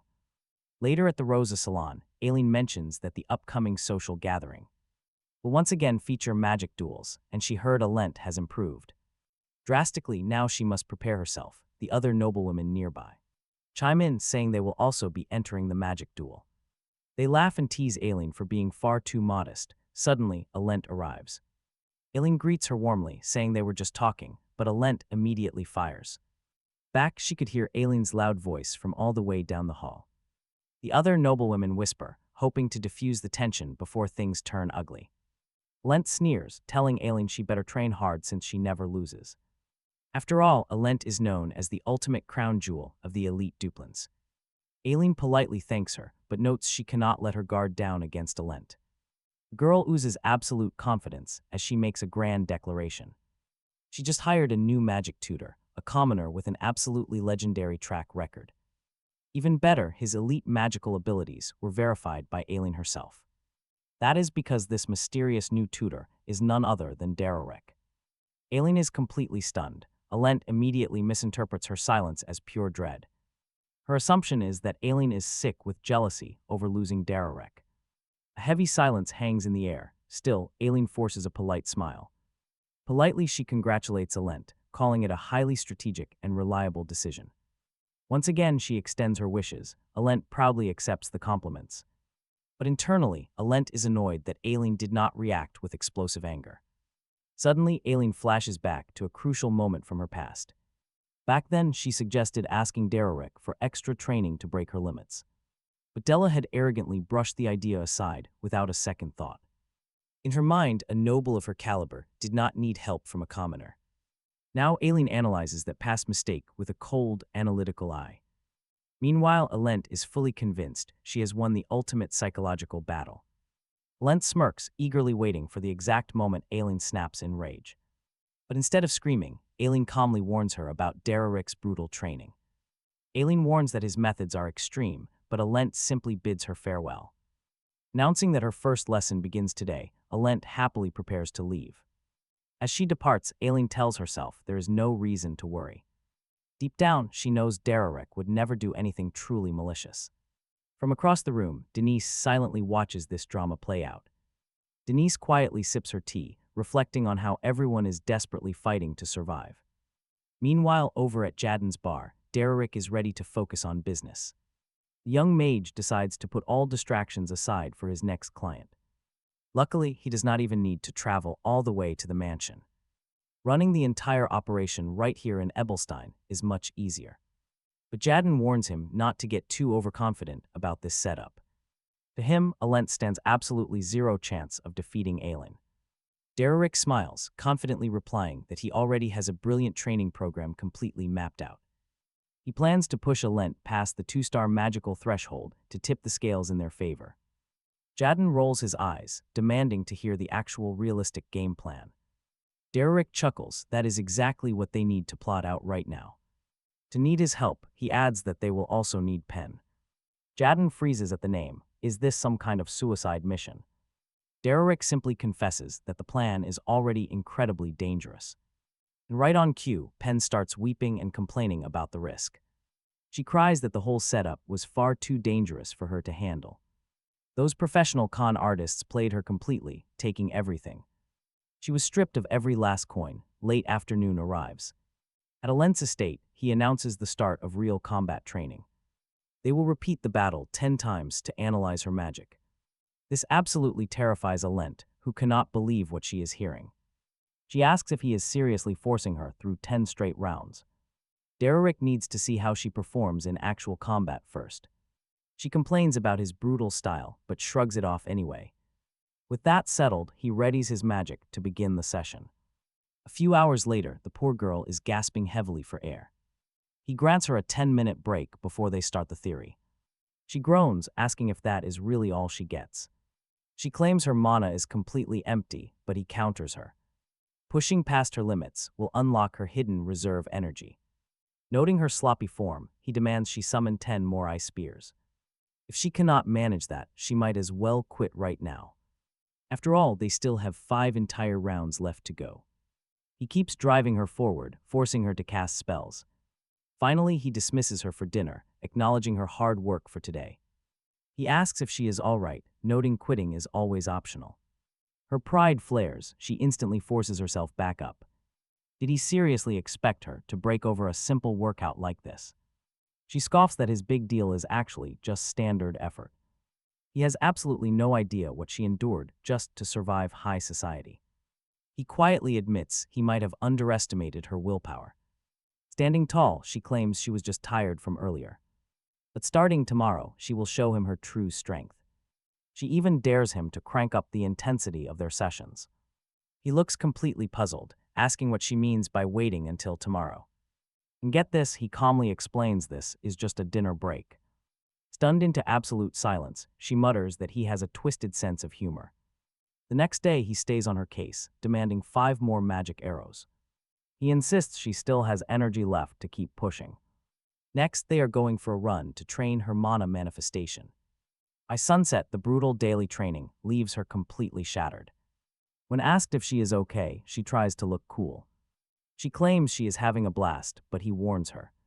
She can easily quit if she cannot keep up with his pace. She snaps back that this is all a walk in the park. Hearing that, his expression turns dead serious for her next task.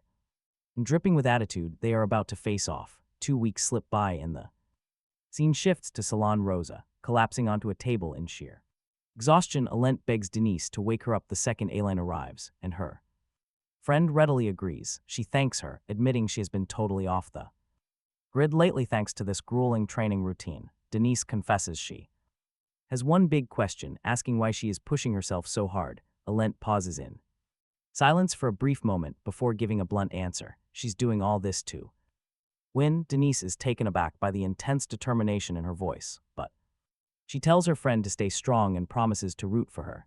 In that very instant, Alent glances off to the side. She spots someone walking through the entrance, flanked by 2 other noble girls. She mutters that her rival has finally arrived. Aline casts a quick glance in their direction while she watches Alent warming up and stretching her neck for training. The nobles beside her pay no attention, whispering instead about a new boutique that just opened up and how they simply must visit it. Alent pulls her hood up and asks if the other girls have already left. Utterly embarrassed, she asks if they saw her collapsed on the floor like that, yet Aline's gaze remains locked entirely on her the whole time. Aline notes that she looks completely exhausted, wondering if her rival can really keep up this brutal pace.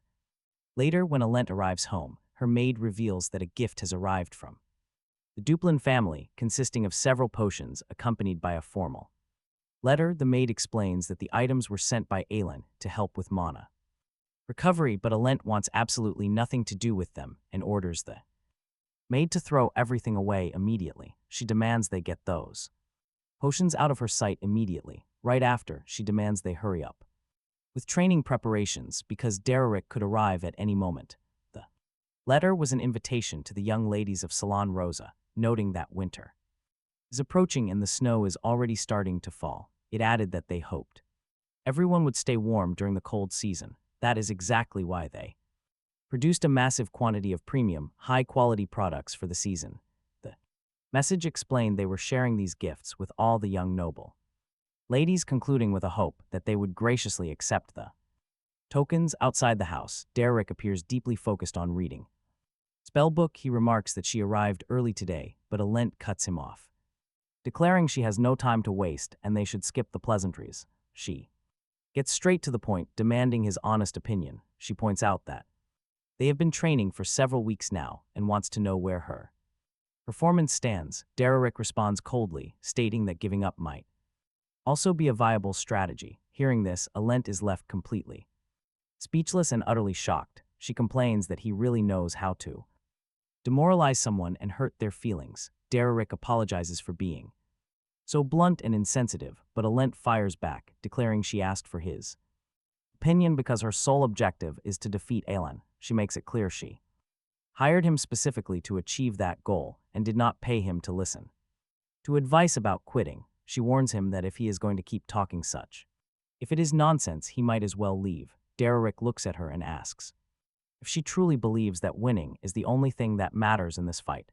This obsession with winning at all costs might end up completely ruining her own growth. She snaps back, calling that entire idea completely pathetic. She admits she used to talk trash about Aileen behind her back, but that was never the real issue. She sees herself as nothing but a pathetic, envious, and truly horrible person, pouring her heart out. She admits just how immature and insignificant she really is. She breaks down completely. Trembling, she weeps from sheer misery. She confesses she has no real reason to hate Aileen, but she just cannot understand why. This ridiculous inferiority complex refuses to ever leave her alone. Deep down, Lent has always harbored a silent, burning self-hatred. At first, Dererick thought it was just petty jealousy or competitive drive, but the person she hates most in this world isn't Aileen. She hates herself, and this obsession with fighting has nothing to do with jealousy. Winning is the only escape route she has left from the suffocating self-hatred consuming her. Hearing this, Dererick guarantees they will win no matter what. He promises he will do whatever it takes to secure her victory. Alent calms down and quietly agrees. With him at an open-air training ground, Alent's master, Feline, steps calmly out of his carriage, pausing for a moment to look up at the clear blue sky. This places Belmiard, and the Marquis, Tristan, immediately greets his guest, welcoming Feline back from his long trip to Ebelstein. He acknowledges the grueling journey and invites him to sit.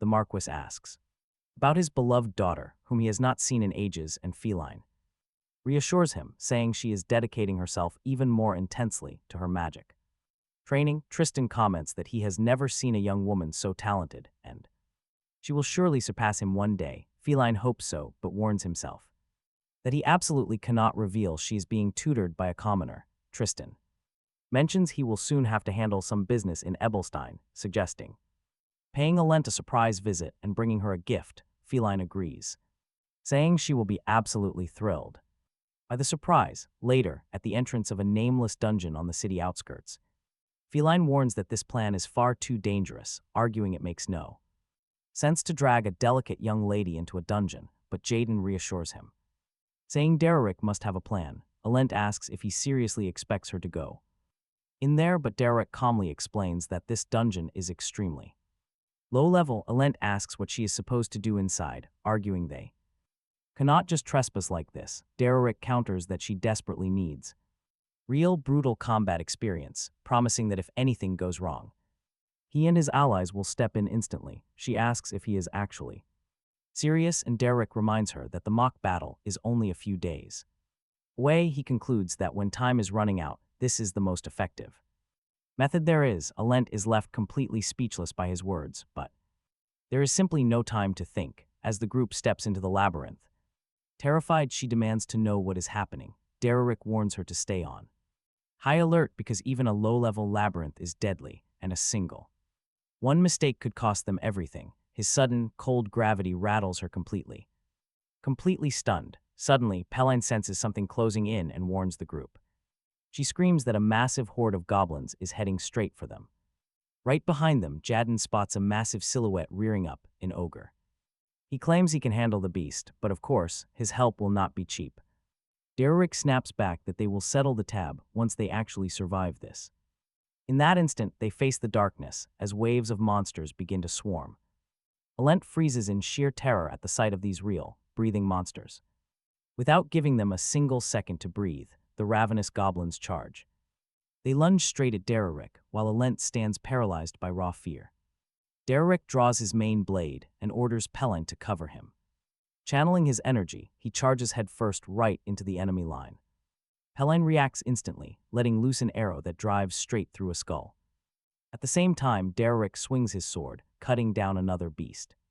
Keeping his momentum, he unleashes a savage burst of fire magic to finish them. Feline keeps up the relentless pace, firing arrow after arrow without stopping.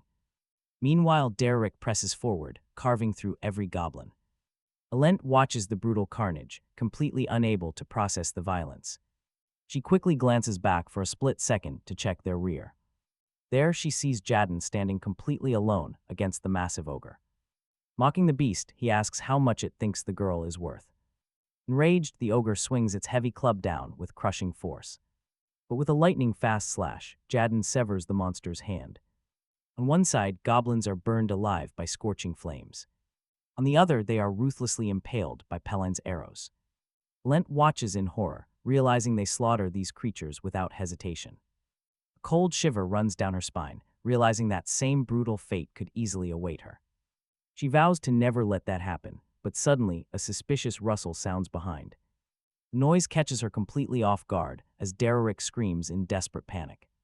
He warns her that a vicious goblin is lunging straight at her. In that instant, panic grips her, and honestly, she thinks she is about to die. Dererick screams at her to snap out of it and finish the beast off. In her terror, Alent flashes back to the person she used to be. She remembers how immature she was, always paralyzed by her own deep inferiority. Back in reality, the goblin leaps directly at her. She is sick of being the weak girl who did nothing but envy others. Lent knows the time has finally come to stand her ground. She channels her close-range magic, aiming an ice spear dead at the beast. She came all this way to fight and prove she can be someone better. Dererick looks over to see what happened as Alent's weapon strikes. Her ice spear impales the goblin's body, leaving the mercenaries in dead silence. The goblin's lifeless corpse crashes down as she struggles to catch her breath. After the intense mental strain, she takes a breath and looks at her teacher. Dererick simply nods, acknowledging her hard work with a quiet look. This was her first major step toward changing her life. Later, Dererick sits on the ground. Reading that worn letter again, Katia writes that it has been over 2 years since she walked out of Ebelstein, apologizing for taking so long to send news. She mentions she is busy teaching magic to Count Elbers's daughter, explaining that the girl's training takes up every single second, but Katia still fondly remembers her days in Ebelstein back when she was teaching him magic. She notes that out of everyone she has ever met, Dererick is easily the most talented. Honestly, she is curious to see his current power level, asking him to show off a little when they finally meet again. The letter ends with the familiar signature of his old teacher. Katia Flameheart. Dererick folds the paper back up, incredibly careful. Lent speaks up, pointing out he has been reading that same letter for 2 weeks. Straight, every single time he has a free second, he explains it is from his old teacher. The girl smirks, teasing that his mentor must be a saint. To actually have the patience to tutor someone like him, Dererick just nods. In dead seriousness, calling her a truly wonderful master, Alent instantly sighs. Realizing he is far too dense to catch her sarcasm, giving up, she tells him to just forget it. Dererick shrugs, changing the subject to ask how she is feeling. About their duel in 2 days, Alent admits she feels a strange sensation, something she can barely put into words, but determination starts flooding her.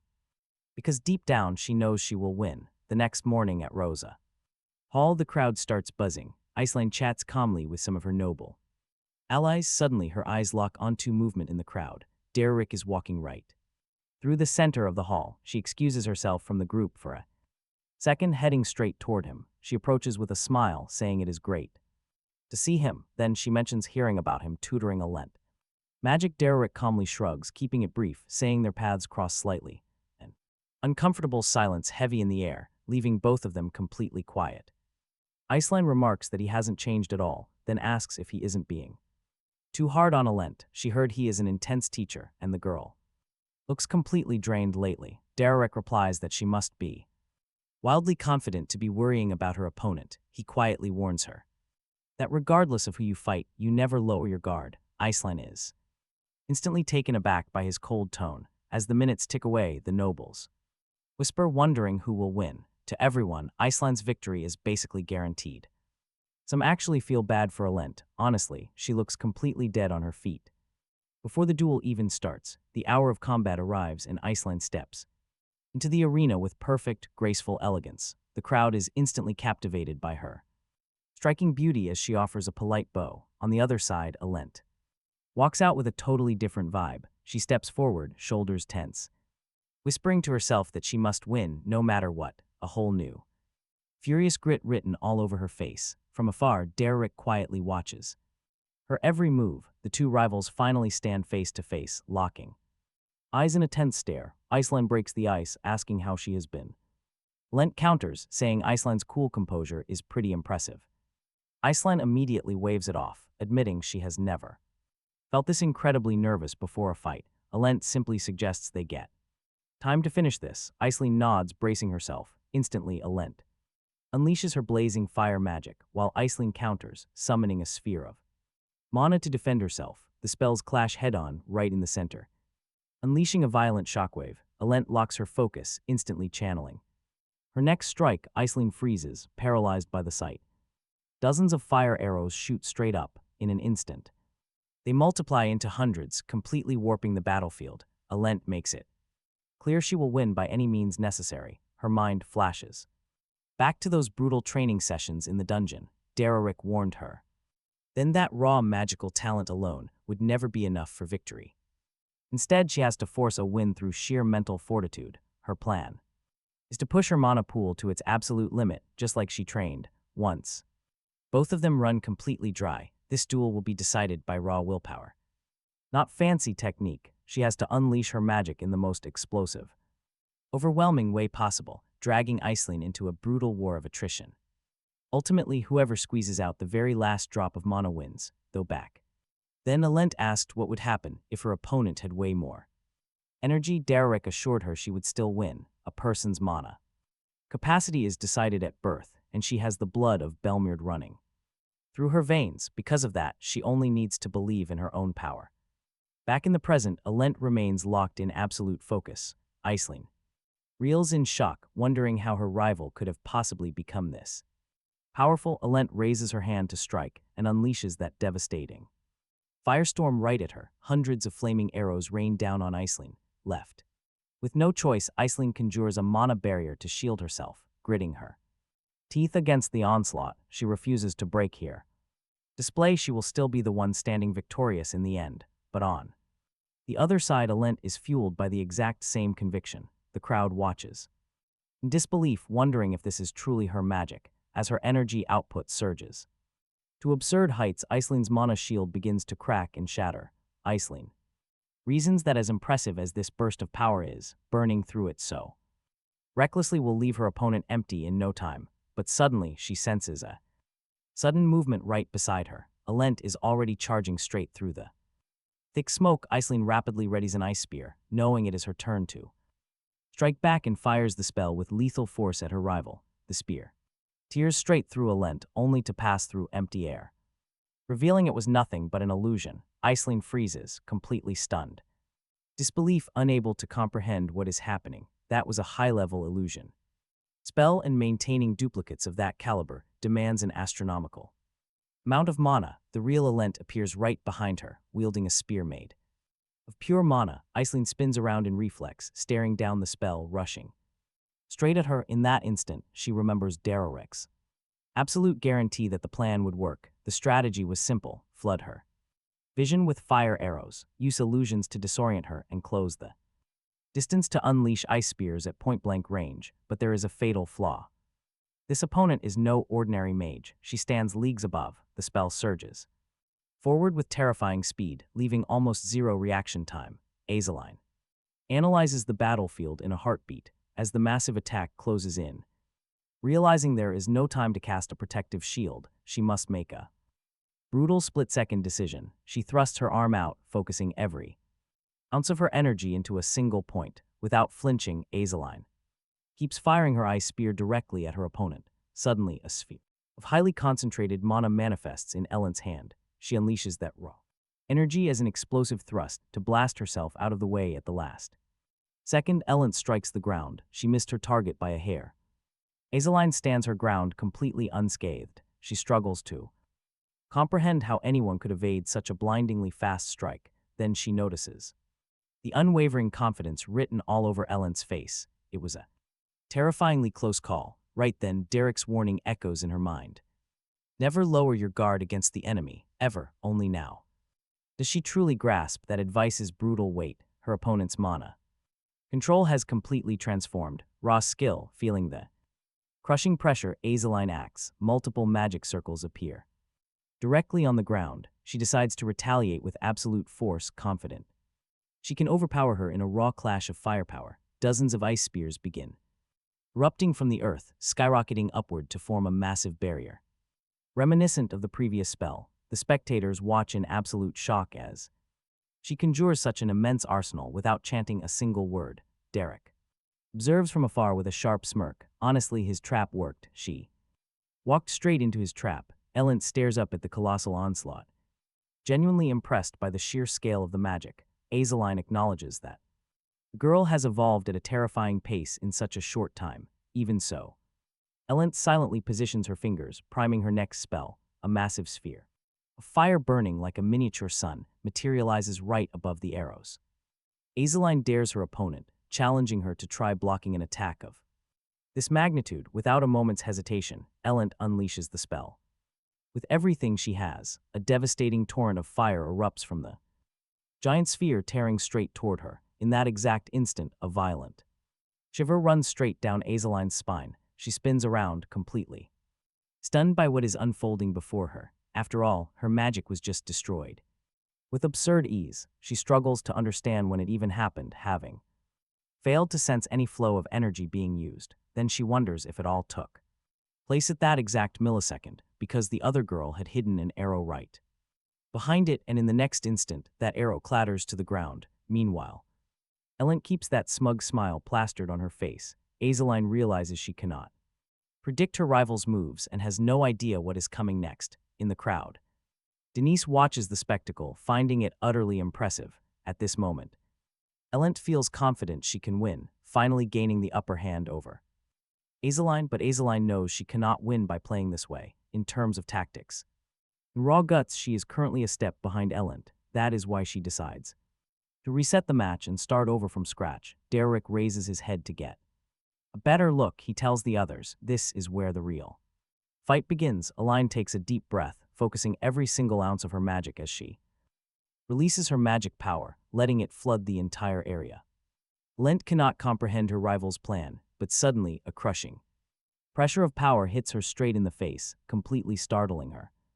This sudden force does not even feel like a normal spell, but pure raw destructive energy. Yet, when she finally opens her eyes, she realizes she can no longer feel any energy in the air at all. It lasted only an instant, but all the power surrounding her has completely vanished. This happens because during energy alignment, when a mage surpasses their own limits, they end up drawing every drop of surrounding power inside themselves. With that, Aline begins conjuring a fireball. The attack swells rapidly, growing to the size of a miniature sun. At last, Aline has successfully broken right through her own magical limits, and now she stands fully prepared to end this fight, and she is not holding back. Now, she wields the power of a 2-star fireball at her side. When it is all over, Aline lies there completely exhausted. Dererick approaches with some water, telling her to drink, but Aline pours her heart out, confessing how deeply insecure she feels. She wants to know if she truly stands a chance of ever defeating Aline. The young tutor replies to her with absolute certainty that she will win, or rather, one way or another, she will end up victorious. In the crowd, the girls wonder if that is really a 2-star fireball. Aline realizes things are not going as she expected. Lost on what to do, she looks at Dererick, but he shows absolutely no reaction. Panic sets in, and she wants him to drop that blank stare and say something useful. The fireball flies straight at her face.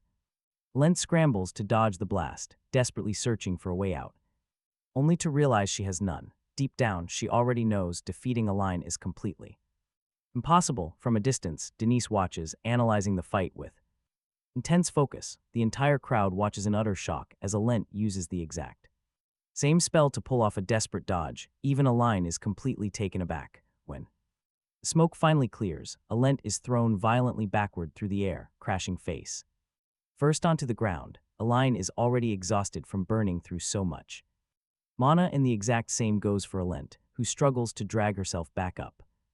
Duplain girl can barely believe she managed to dodge the attack, using a technique she has only seen a single time. Dererick knows that an unpracticed 2-star spell is nothing but a dangerous beast that drains all of your energy. Aline's hand trembles uncontrollably, but she clenches her fist with fierce determination. Dererick realizes she has acknowledged Aline's grit and talent. She is ready to fight with every single drop of power. That is Her way of showing respect for an opponent who is risking their life to face her. Alent realizes that is exactly what Dererick is thinking. Line begins conjuring another fireball. Alent knows that if she can survive this single strike, she wins, even if her body is already pushed to its absolute limit from the extreme exhaustion. Regardless, she unleashes. Another strike comes flying. In the crowd, noblewomen watch with open mouths because this fireball is tearing forward much faster than the last one. Alent runs with everything she has to escape the blast, but Aileen bends the spell's path. With absolute ease, Alent barely evades, throwing her body to the side. The fire grazes her, missing by a hair. Instantly, Alent leaps high into the sky using the blinding sun as cover. The glare leaves Aileen completely blind, unable to spot her foe. Seizing the opening, Alent readies a crushing downward strike. She knows her rival cannot possibly predict the direction of this blow. Setting up a defensive shield now is nothing but a complete waste of mana. She watches, waiting to see how Aileen reacts to the trap. Suddenly, Aileen slams her palms onto the ground. She summons a wall of ice with raw, unbridled mana. Alent assumes her opponent has already run dry after casting and controlling that massive fireball. A split second later, Alent lands hard on the dirt. The desperate defense leaves Aileen completely drained, gasping for breath. Watching from the sidelines, the protagonist realizes the match is reaching its brutal end. Alent smirks, convinced she has cornered an opponent who has nothing left, squeezing out the absolute last of her strength. Aileen still manages to summon 2 more ice spears, but suddenly a new fireball begins to spark right out of the ice wall. Alent freezes in sheer disbelief at the sight. Aileen's final, desperate gamble is yet another massive fireball. The moment she unleashes the spell, Aileen collapses to the ground. Alent doesn't even need to dodge as the wild blast sails wide. Completely missing the mark, she simply stares down at her fallen adversary, unable to mask her shock. Even on the brink of collapse, Aileen struggles to drag herself back up. Hold on for just a little longer, she whispers. Just try one more time, and with that, she begins to gather the last remnants of her magic into her fingertips. Alent watches this desperate display in dead silence, staring into Aileen's fierce, unyielding eyes. Harsh truth dawns on her. No other noble lady in all of Ebelstein ever shone as brightly as this girl, but where there is blinding light, a deep shadow always lurks right behind, and that forgotten, pitch-black corner is exactly where Alent has always lived. Fueled by jealousy, she spread rumors that her rival was born with a silver spoon, utterly spoiled and undeserving. She claimed people were only kind to her out of selfish interest. All she wanted was to push her opponent to the edge, to make her snap and reveal her ugly true colors. But what she sees before her now is something else entirely. Aileen merely offers her soft smile. She looks like a gemstone that only shines brighter with every cut. That brilliance is so blinding it completely eclipses her. It binds her hand and foot, locking her in place and dragging her deeper into an abyss of inferiority. Even so, she continues to prepare, sharpening her blade in the pitch-black darkness. She keeps telling herself that one day things will change, that she will surpass her rival and prove her own worth, that she will crawl out of that abyss no matter what. And now that moment is finally here. She wonders how Aileen can possibly look so elegant. She looks calm and beautiful, even with messy hair and a body covered mud. After rolling on the ground in front of everyone, she desperately wants to know how Aileen keeps such a calm face. It seems she simply does not care about keeping up appearances all the time. She is just herself, pouring everything she has into the present moment. The girls begin chanting Aileen's name, cheering her on. Alent begins to channel her magic, wondering if she actually stands a chance against Aileen, but victory feels within her grasp. She imagines herself falling right back into that same abyss. And when that happens, everything will finally end, because even if she wins, now in the end, she will only wind up right back where she started. Aileen pushes herself to the limit and manages to gather her mana, but Alent calls it a pity. She announces that her own mana has run dry, leaving Aileen utterly stunned. Alent steps closer and admits she is incredible, but in the end still cannot defeat her. She declares she is forfeiting the match, but commends her on a great fight. The crowd erupts, cheering that she was the absolute best.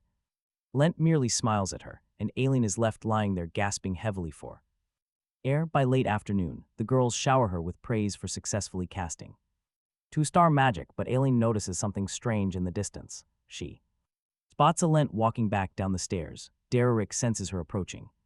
Alent walks up and asks if he saw what just happened. She assumes he must be shocked to see someone like her accept defeat, and asks if he saw the look on Aileen's face. Dererick asks what kind of face she made. Alent says her eyes went wide and her mouth fell open, looking like she was about to give up right then and there. Ultimately, she found it hilarious to lose just to see that reaction, and thanks him because now she feels she has the upper hand over her rival. She demands his opinion, claiming the ending was not half bad, boasting that she is a fast learner. She orders him to say something instead of just standing there like a statue, but suddenly tears begin to stream down her face. Dererick just watches her in silence. Alent realizes she cannot stop crying. She crouches down on the floor, complaining that she is far too old to act like this. Dererick tells her she worked incredibly hard and that there is absolutely nothing to criticize about her performance today. Alent keeps her face buried in her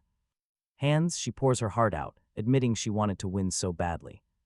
But just as she was about to land the final blow, she realized that even if she won, nothing would actually change. She feels she would plunge right back into that bottomless pit she can never seem to escape. It is as if that pathetic life of hers is rooted too deeply inside her. Dererick continues to listen to her breakdown without interrupting. Alent says Aileen looked so elegant even in that moment, and claims that if doubting oneself were a competition, she would beat anyone. Dererick tells her that is not true. He explains there is absolutely nothing wrong with looking a little pathetic sometimes. She looks back, trying to grasp his meaning. Dererick tells her that if she lacks the courage to accept that pathetic side of herself, she will never be able to grow. Silence falls between them in the middle of in the dark hallway where Alent once felt trapped. She finally manages to stand tall. She is no longer chained to her painful past.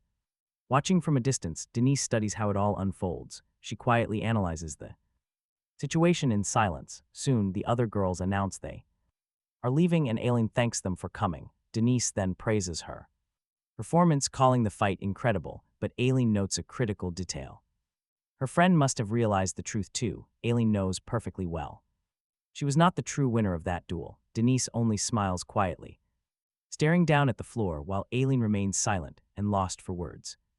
Ultimately, Denise insists that when it comes to magical talent, Aileen is the absolute best, but Aileen knows that simply is not the case, believing there is a far more critical factor when it comes to narrowing this skill gap. To her, the reason behind her rapid growth in such a short time is crystal clear. It all points directly to Dererick's constant presence. With that in mind, she lifts her head with absolute resolve, calling out to her maid Daisy to send an urgent letter to the main estate immediately. She needs Dererick by her side right this instant, and honestly, can you blame her? Meanwhile, back at his estate, Raymond brings up the mysterious Dressif contract, trying to make sense of why a 6-star travel pass is in Ebelstein. Valerian replies that the motive remains a mystery, though the deal was clearly fast-tracked as a direct reaction to their own movements. Connecting the dots, Raymond suspects that the Count of Belmiard's arrival in Ebelstein must be linked to the matter.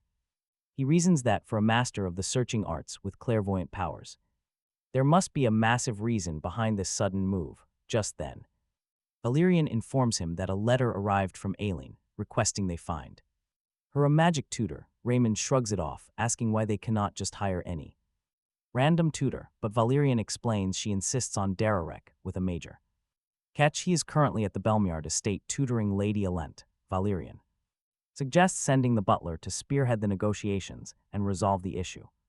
But Raymond says there is no need. He explains he must go to Ebelstein personally regarding Dressift anyway, so he will handle this matter himself. While there, later at the Belmiard estate, Alent announces she is taking some time off to rest, needing to step away from her studies and everything else to clear her head. She asks if he will continue working for the mercenaries, and Dererick confirms he will. Suddenly she stomps hard on his foot, classic Tsundir move, stepping in close to stare him down from inches away, demanding to know if he would return if she ever summoned him to teach her magic again. Dererick smiles, promising he would, though he doubts there is anything left for him to teach her. Alent scoffs, asking where this uncharacteristic humility is coming from, sensing that her training hell is finally over after a brutal, incredibly exhausting road. Back at the mercenary tavern, Pen leaps to her feet the moment she sees who is walking through the door, calling out to Dererick as Jaden follows suit right after. Sighing in relief, our hero simply replies with complete calm, saying he is finally back home. Meanwhile, Tristan's carriage barrels down the road. He rides down the road in silence, watching the scenery flash by the window. Meanwhile, back at the mansion, Alent is fast asleep in her cozy bed. She wakes up to a heavy, annoying knock on her door. She groans in annoyance, grumbling that today is officially her day off. She wants nothing to do with lessons, but the maid insists it is urgent. The maid begs her to go outside right now to see what is happening. Too lazy to budge, Alent stubbornly tells her to say she is not home. Finally, she drags herself up and opens the door with a massive scowl. Tristan smiles warmly at his daughter, saying it has been far too long. Without wasting even a single second, Alent reacts with pure instinct. She slams the door right in his face and panics on the spot. What on earth is her father doing here? She cracks the door back open. She shouts that she needs to change first, then slams it shut again. Later over tea, Tristan points out that Lady Duplain was probably a tough opponent. Alent nods, admitting she actually learned a great deal from her. Tristan asks if that mercenary is really that good of a teacher after all. If so, the best move is to keep him working exclusively for them. Right in Belmyard, Alent is thrilled, but warns him the vassals will complain. Tristan cuts her off immediately, saying he would do absolutely anything for her. He tells his daughter to relax and leave this entire matter to him. Sometime later, inside the dark labyrinth, explosive magical blasts shatter the quiet hallways. Pelline screams in sheer terror, warning that a monster is coming. The beast is right behind Dererick. Look at him spin to face it. A vicious goblin charges straight at him as he channels magic into his palm. He prepares to strike back, but suddenly feels something is completely off. His internal energy flow is blocked. Still, he fires the spell anyway. He tries to force a powerful 3-star spell right during the clash. He channels a massive fireball with everything he has got, but it fails. Magic spirals wildly out of control, engulfing Dererick in a massive blast. As the smoke clears, Pelline screams out his name in sheer panic. Later at the tavern, Jaden asks why he almost blew himself up. Pelline demands to know why he used a high-tier spell on weak goblins. Dererick explains he felt a strange blockage, very similar to the time. He reached 2 stars. Dressed overhears this and tells him to calm down. He tells the boy not to get anxious just because he is stuck. He explains that forcing nature magic is never the right way to go. Instead, he must learn to seek a natural, effortless flow of energy. Of course, such advice rarely works on headstrong young mages like him. Dererick cannot sense a single trace of mana coming from the old man. Yet he knows this is the legendary, first-ever 6-star Seeker mage.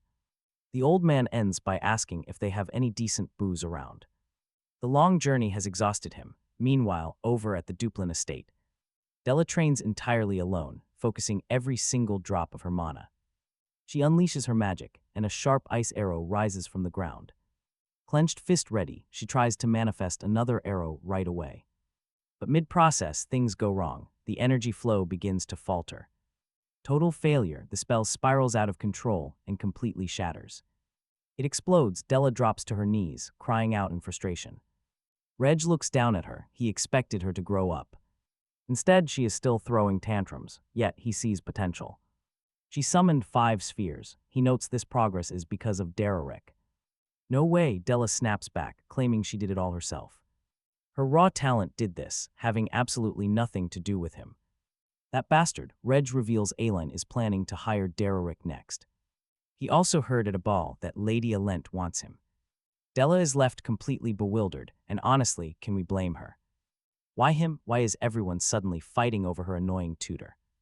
Reg argues the man turned a wild rebel into a proper lady. So his high demand is no shock. Honestly, it makes sense. If he works with Aelin, they might run into him again. Della flares up instantly, who said she ever wanted to see him. Reg completely ignores her. The rumors about Dererick are already spreading. His name is everywhere now, echoing through the noble halls. He only hopes the crowd of competitors does not grow larger. Later in a gritty tavern, Dress slams down a massive drink. One gulp, Dererick watches closely, wondering about this powerful stranger. Why is an elite mage in a rundown place? Dress sighs heavily. He asks for his name, and Dererick introduces himself politely. Then he asks a question, how do you already know me? Dress suggests they talk, he wants to have a word elsewhere. Our protagonist sees no reason to refuse and accepts the invitation. Outside the city, Dress speaks. He has some serious questions.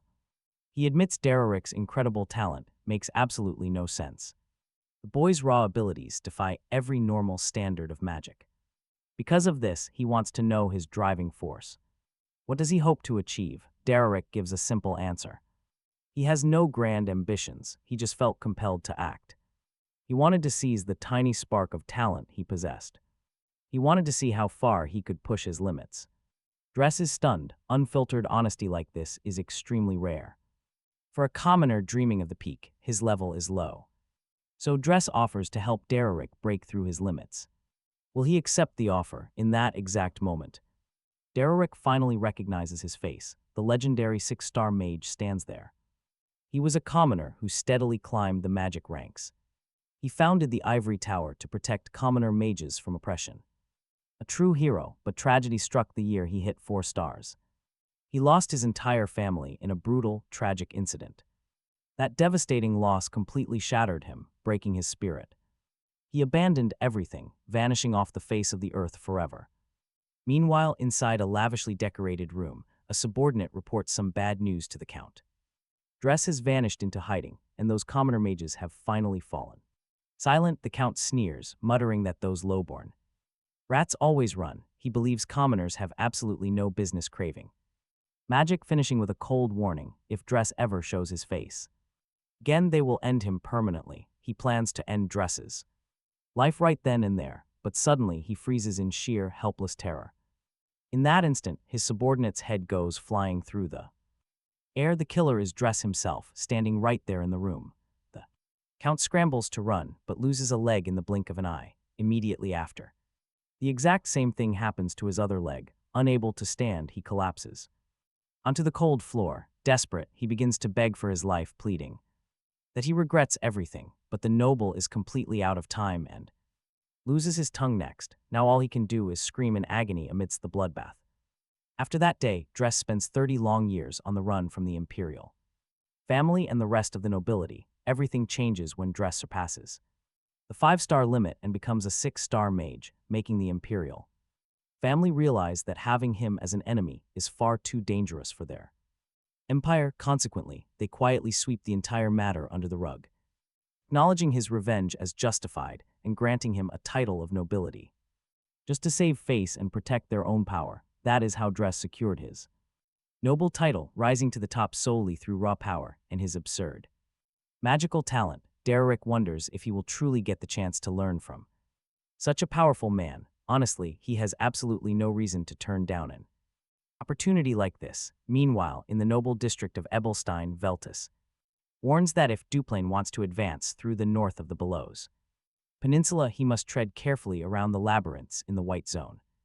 He even offers to send some of his own knights to assist in the mission, if necessary, but the Duke scoffs, dismissing those knights as nothing more than low-rate mercenaries. That insult leaves Veltus even more furious. He fires back, saying it must be quite difficult to manage such a vast territory using only private soldiers, suggesting it might be better to give up control of that region altogether. The Duke refuses to back down and begins to vent his own rage right then and there. Tristan steps in to break up the fight, declaring the meeting over and suggesting they go see their children since the youths have traveled all this way. Raymond mentions hearing that Alent fought on equal footing against Aline. Tristan confirms this, noting that although she lost, the girl is finally showing her true talent.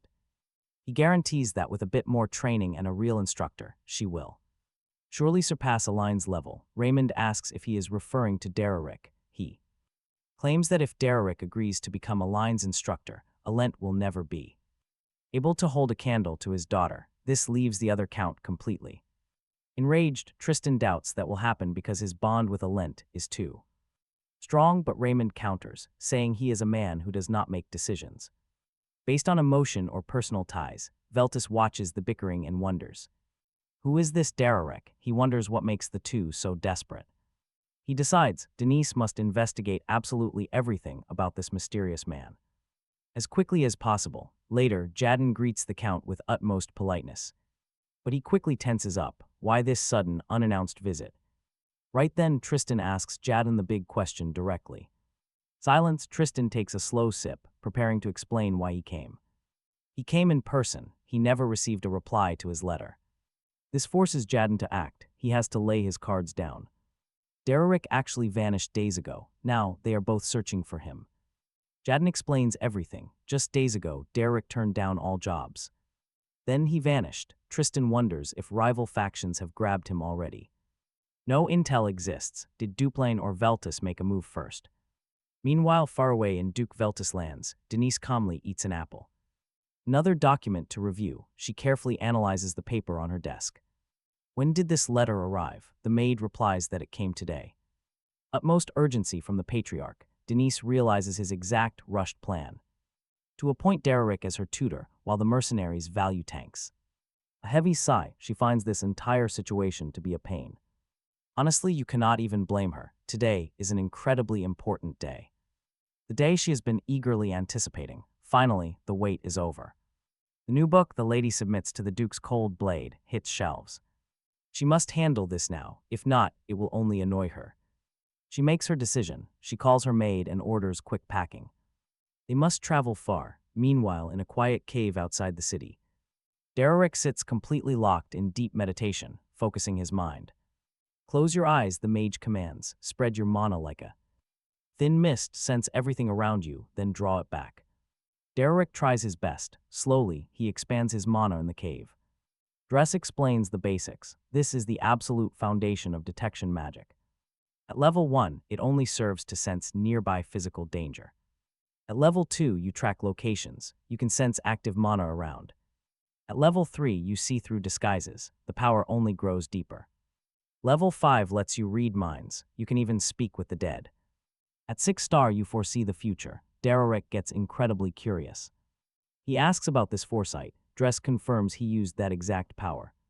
He saw the future, and what he saw is enough to terrify anyone. He needs the boy's help. Dererick asks what terrible thing will happen. You must know a man named Valerian, the ancient mage says grimly. He is the eldest favored son of the powerful and corrupt Duplain family. Before he even comes of age, he will practice dark necromancy. You must end his life. Instantly, Dererick's serious expression darkens. Why would he do this? What exactly is this man planning? Dress warns he cannot say more. The future is far too sensitive. If they learn too much now, everything could shift in chaos. But there is still one more warning they must absolutely hear. That is the only warning he can offer, revealing that Dererick is destined to die. The old master asks why he is not shocked. Dererick replies that he never said it was a certainty. A grin spreads across the old man's face. At those words, he stands up, declaring he has no desire to see the boy die. Either that is why he will find a way to keep Dererick alive, but to survive. The young man must become incredibly strong. With that, the old man raises his palm. He unleashes a massive beam of magic straight into the sky. As he does, he repeats that the boy must become truly powerful. Instantly, the clouds shrouding the moon begin to vanish. This entire spectacular display happens. With a mere flick of Dress's energy, Dererick tries to hide his shock, but he cannot help but stare in sheer awe. Meanwhile, a carriage arrives in the city of Ebelstein. A moment later, Denise steps down from the carriage. Everyone on the street gapes, utterly stunned by her beauty. She announces she is going for a walk, telling the driver to rest. She then calls her maid. Bella, she demands to know why everyone is staring at her like that. She pauses, trying to make sense of the reaction. She wonders if the reason for all this attention is actually quite simple. Could it be because she is just too beautiful? Bella stares back at her completely deadpan, but she quickly smiles and points out that Denise's room is always a disaster. She barely bathes. And she lives buried in books, so seeing her dressed up like this is a rare miracle. Bella teases that her dressed up look is somehow even worse, and Denise dryly replies that her maid has a great sense of humor. Bella urges that they must hurry before another family recruits Dererick first. But Denise tells her to relax, as they are still ahead of the competition. After all, that mercenary rejected every single job offer and went into hiding.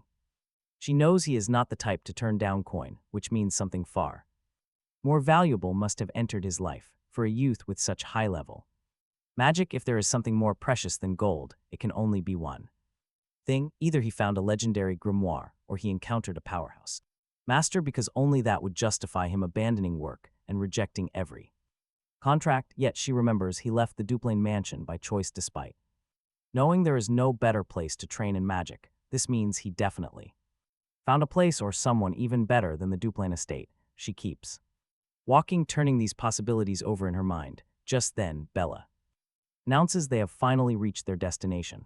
The two stop right in front of the mercenary tavern. Inside, Jadden welcomes the customers, but he freezes in absolute shock the moment the girl steps through the door. He says he didn't expect to see a young lady in a place like this. He also explains that he has no idea where Dererick is and that 3 groups have already come by looking for him just this morning, but she cuts straight to the chase and asks if a man named Dressed Wolf Tail has been there. Jadden tries to play dumb and act like he has no idea. Even so, the girl simply thanks him for his answer and doesn't push any further. She leaves the tavern and orders Bella to immediately check the carriage transit records. She wants this search done directly at the city's coachman guild. Curious, Bella asks how her lady Bella was sure he had been there. Denise notes it was obvious since that mercenary walked away from a 5-star mage's massive mansion on his own. She explains he treats magic with absolute seriousness, yet still chose to abandon a powerhouse mage of that caliber. Plus, she knew a 6-star wizard was already traveling to the city and decided to take a total shot in the dark, just to test his reaction. Sure enough, the stubborn old man fell right into her clever little trap. She claims it only worked because he is actually an intelligent gentleman. Bella looks at her, dryly noting that her lady is usually quite foolish most of the time. Denise just plays along, sighing that being a total genius gets pretty exhausting. Bella keeps teasing her, absolutely refusing to give her lady even a single moment of peace. She questions if they can actually recruit the guy, assuming they even track him down first, especially with both the massive Duplain and Belmere families hunting him down as well. Denise scoffs, claiming that is the easy part, boasting she already has a flawless strategy worked out. Her goal is to bait him with an irresistible trap. After all, he is just a hot-blooded young man, meaning it is impossible to resist the charms of a gorgeous lady like her. But Bella instantly ruins the mood, pointing out her direct rival is the stunning Aelin. That warning immediately irritates Denise, who aggressively doubts the other girl is even a fraction as pretty as she is. Bella ignores her whining and happily announces she finally uncovered the exact records they were searching for. Trust me, what happens when they finally meet inside the cave is pure gold. Denise looks at him and asks if he really is Dererick. The young man simply nods. He refuses to share details. Denise just flashes a warm, friendly smile, saying it is a massive relief to find him. She explains she traveled all this way just to see him in person, desperately wanting to talk to him, even if only for a fleeting moment. Dererick immediately responds with pure, biting sarcasm, muttering that this is indeed a very delightful conversation. Bella has to struggle incredibly hard not to burst out laughing. Right there, meanwhile, Denise's irritation begins to flare at his coldness. She inhales deeply, gripping the delicate hem of her dress tighter as she falsely claims she has completely lost count of how many times she dreamed about this meeting. She heard he is an absolutely incredible mage and a brilliant tutor, wrapping up by sweet-talking that she would love nothing more than to take lessons from him to make her happy. Dererick dryly asks why she is speaking so theatrically, wanting to know if she is actually rehearsing for a stage play. Bella tries desperately to hold in her laughter, but she simply completely loses it, bursting out laughing. Denise quickly realizes that her shy, helpless act is not going to work on this guy at all. She shifts gears and decides to scream out the raw truth. She admits that watching the intense duel between Iceland and Alent crushed her with overwhelming, suffocating pressure. As one of the famed 3 jewels of Rosa, she felt completely left behind, growing deeply anxious that she might eventually end up forgotten. While her rivals keep evolving rapidly at the top, she remains stuck in the exact same place. That is why she desperately begs him to rescue her from this nightmare. She steps in incredibly close, letting him feel her breath, fully expecting that his heart to start racing. but without giving a single damn, Dererick simply steps away from her, leaving the spoiled girl utterly confused, wondering what on earth is happening. Dererick coldly scoffs that he does not buy her desperate, rehearsed sob story, especially since she famously does not even care about magic, pointing out that she mistook him. She flings an ice spear like a clumsy amateur fighting a monster, Dererick tells her. Her power is great, but coordination completely missing. She rarely ever trains. Bella silently agrees, giving him a supportive thumbs up. She is just glad someone finally spoke the truth. Dererick then drops some harsh advice. He warns her that around real mages who value their craft, she must never lie. Hiding your true intentions is basically a massive insult to anyone who respects magic. Hearing this cold truth leaves the young lady completely speechless. Then Dererick continues. He makes it clear that whatever she actually wants from him, it is definitely not magic. And he refuses to work with people who keep their real motives hidden away. She begs him to wait, but he shuts her down instantly. Go find another teacher. One more suited to your actual needs. Now, Denise stands completely alone, stranded right in the middle of a cold cave, completely stunned by his rejection. Once she gets outside, she complains that she finally figured that annoying man out. She grumbles that the guy obviously has absolutely zero interest in women. But Bella disagrees. To her, he is just a decent, highly disciplined gentleman. Denise snaps at her to think. She is gorgeous, did her makeup, wore expensive perfume. Yet the guy did not even blink before throwing her out. Still, the maid tells her to calm down and focus on delivering their next letter. Bella easily notices that her lady is quietly shaking with pure fury. Denise takes a deep breath. That brutal rejection only ends up firing up her competitive side. Later, huddled around a cozy campfire, Bella asks if she is truly okay with this. Denise explains that walking away now means some other noble family will instantly grab him. So she has to win him over as fast as humanly possible, no matter what. Bella urges her not to push herself so hard and just take things slow. Denise admits her own selfishness always ends up dragging her friend into trouble. But this goal is massive, and she desperately needs to rely on her support. She then asks her to bring something specific when she returns tomorrow morning. She wants the 4th volume of that romance novel about the Duke and Commoner. Bella lets out another tired sigh, completely exhausted by her lady's antics. Dererick is meditating peacefully in his usual cave spot when Denise arrives. She is carrying a massive wooden box, setting it right down beside him.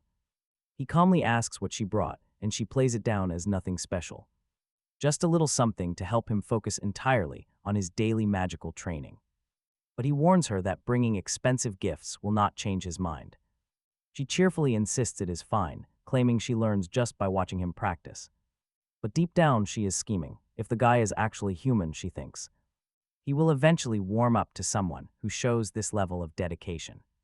Dererick quietly accepts the gift with a thank you, but maintains his clear boundaries. Even with the gift, he absolutely refuses to become her official magic instructor. The next day, she returns with delicious food and rare magic crystals, only to get rejected. Day after day, the exact same routine keeps playing out. Utterly furious at the constant rejection, Denise finally snaps and punches a wall. She screams that he is a selfish leech who should at least pretend to soften. She was so nice to him, yet he remains completely heartless. Suddenly, Bella runs inside with a major warning. It turns out the head butler of the Duplain family is heading straight toward them. Denise tells them to hide. They need to see what is going on. Moments later, the butler approaches their camp. Watching from afar, Denise finds the sheer number of people incredibly strange. She wonders if they are heading to war, staying hidden to listen closely. She hangs on every word as Dererick speaks. He says it would be a great honor to become Lady Aileen's instructor. Hearing this, Denise burns with sudden rage at being cast aside. The butler continues. He asks if Dererick is ready to leave immediately, but he refuses. Listening from her hiding spot, Denise is shocked. Dererick explains his terms. He will only leave after finishing his own training, though he has no set date. Butler tries to push, offering even more money to change his mind. But Dererick flatly rejects the extra gold and apologizes for it. He admits that at his current skill level, he cannot help Lady Aileen very much. He refuses to teach magic half-heartedly, which shocks Denise once again. And honestly, those words cut deep, leaving her in complete silence. Meanwhile, back at Aileen's mansion, she receives the news with pure excitement. They finally found Dererick's location. Her maid explains the situation. Learning the butler went yesterday, she complains she should have been told much sooner. She wanted to extend the invitation herself and definitely wishes they told her sooner. She orders them to prepare and gather the family's fastest soldiers. After all, she fully intends to personally welcome her brilliant new magic teacher. Sometime later, back at Denise's camp, the freezing cold really starts to take its toll. She shivers, frozen to the bone, already starting to catch a cold. Because of this, she announces they are heading back home tomorrow. Bella points out she's quite smart, knowing exactly when to pack up and fold. Denise grows deadly serious, asking if Bella honestly thinks she is some kind of fool. Stubbornness always got her what she wanted, but this time is completely different.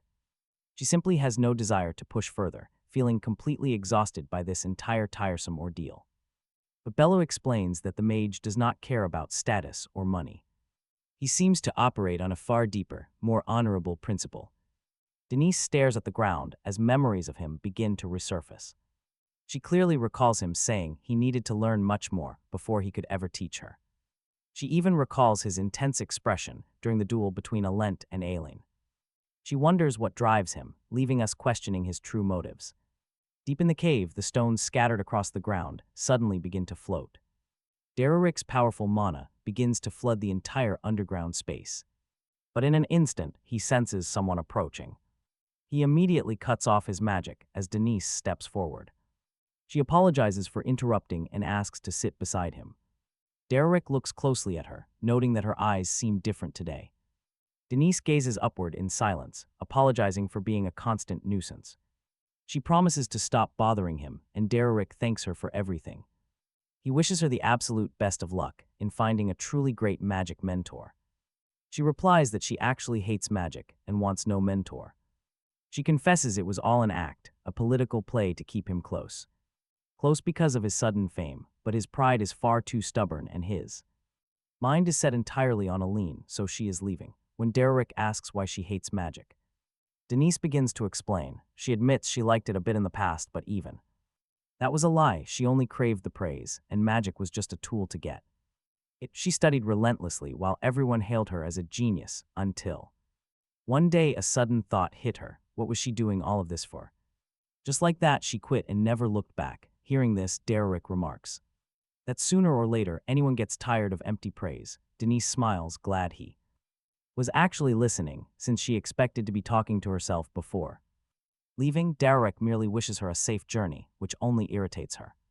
Further, she abruptly stands up, declaring that she envies him. She envies how he never questions the value of hard work, knowing with absolute certainty that he will become a great mage. Dererick stares back at her in silence for a few moments, but she turns away, warning him that if they ever meet again, he had better at least say hello. The next day, Alicine advances on the location with her army. Denise watches the massive mobilization from afar. She stares for a few seconds before turning to leave for good, back home at dawn. She wonders if she was truly rejected, trying to figure out if it is simply because his training is unfinished, which would be a far cry from a real rejection. Bella tells her to stop worrying about it, and she ultimately agrees, yet she still wonders why he acts as if he is the only person in the world who can use magic. Right then, Bella informs her that a guest has arrived to share a meal with her. Opening the door to the dining hall, she greets her father good morning, but when she opens her eyes wide, she finds Dererick sits there eating, completely unbothered. He has absolutely no business being here. Talk about a shock. What on earth happened last night deep inside that cavern? Under the cover of darkness, deep inside that cavern, Dererick trains with absolute intensity. Everything aligns perfectly with the flow of his mana.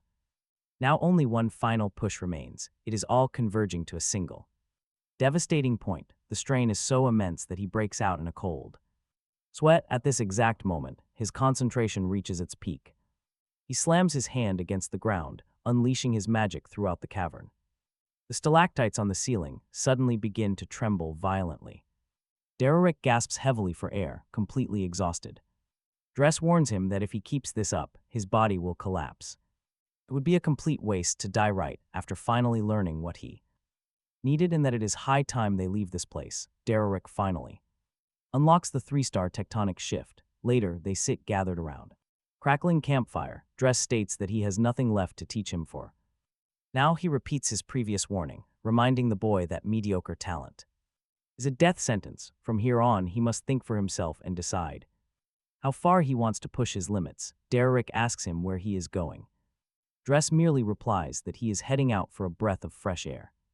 After walking a short distance into the woods, he stops. He calls out to his disciple Dererick and warns him to watch his back around Sela. In an instant, he vanishes into the pitch-black forest, leaving Dererick to realize this is a final departure, and that warning keeps echoing in his mind. At the Duke's estate, Veltus is absolutely delighted that Denise took the initiative to bring this magic tutor here herself. Denise shrugs off the praise, saying she only did her duty. Veltus notes that the tutor must have his reasons for turning down the Duplain family and promises to offer whatever support is needed.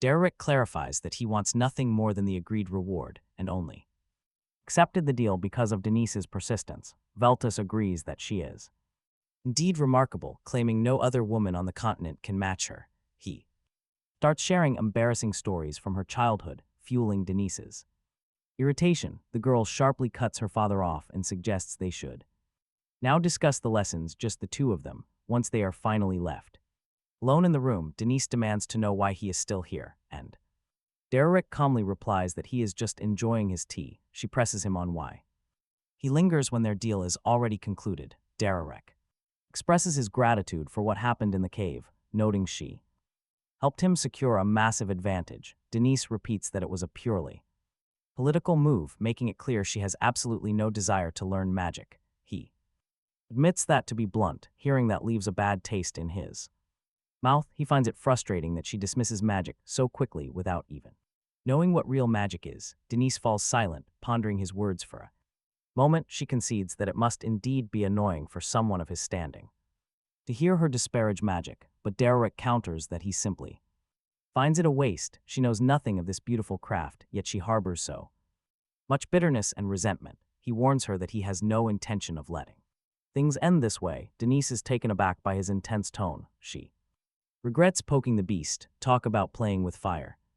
Meanwhile, back at Aylin's estate, she stares thoughtfully out the window. She stares out the glass, remembering her encounter with Dererick the day before. Dererick was blunt, telling her straight to her face that she has nothing left to learn from him. He explained that her foundation is already too strong, and she would be much better off finding an instructor from her own school of magic. In the end, he even offered a sincere apology for not being able to help. Aylin was stunned by his response, but she simply accepted it and looked down. She knows his decision is final and that his words weren't just empty praise to stroke her ego. Lost in thought, she reaches her hand out toward the glass. The truth is, she always believed that following that rigid path was the only right way, but now she realizes she was just living a life completely devoid of freedom. Suddenly, a knock on the door cuts through her thoughts. The maid enters, announcing the arrival of an important letter from the main family. The letter states that Valerian's departure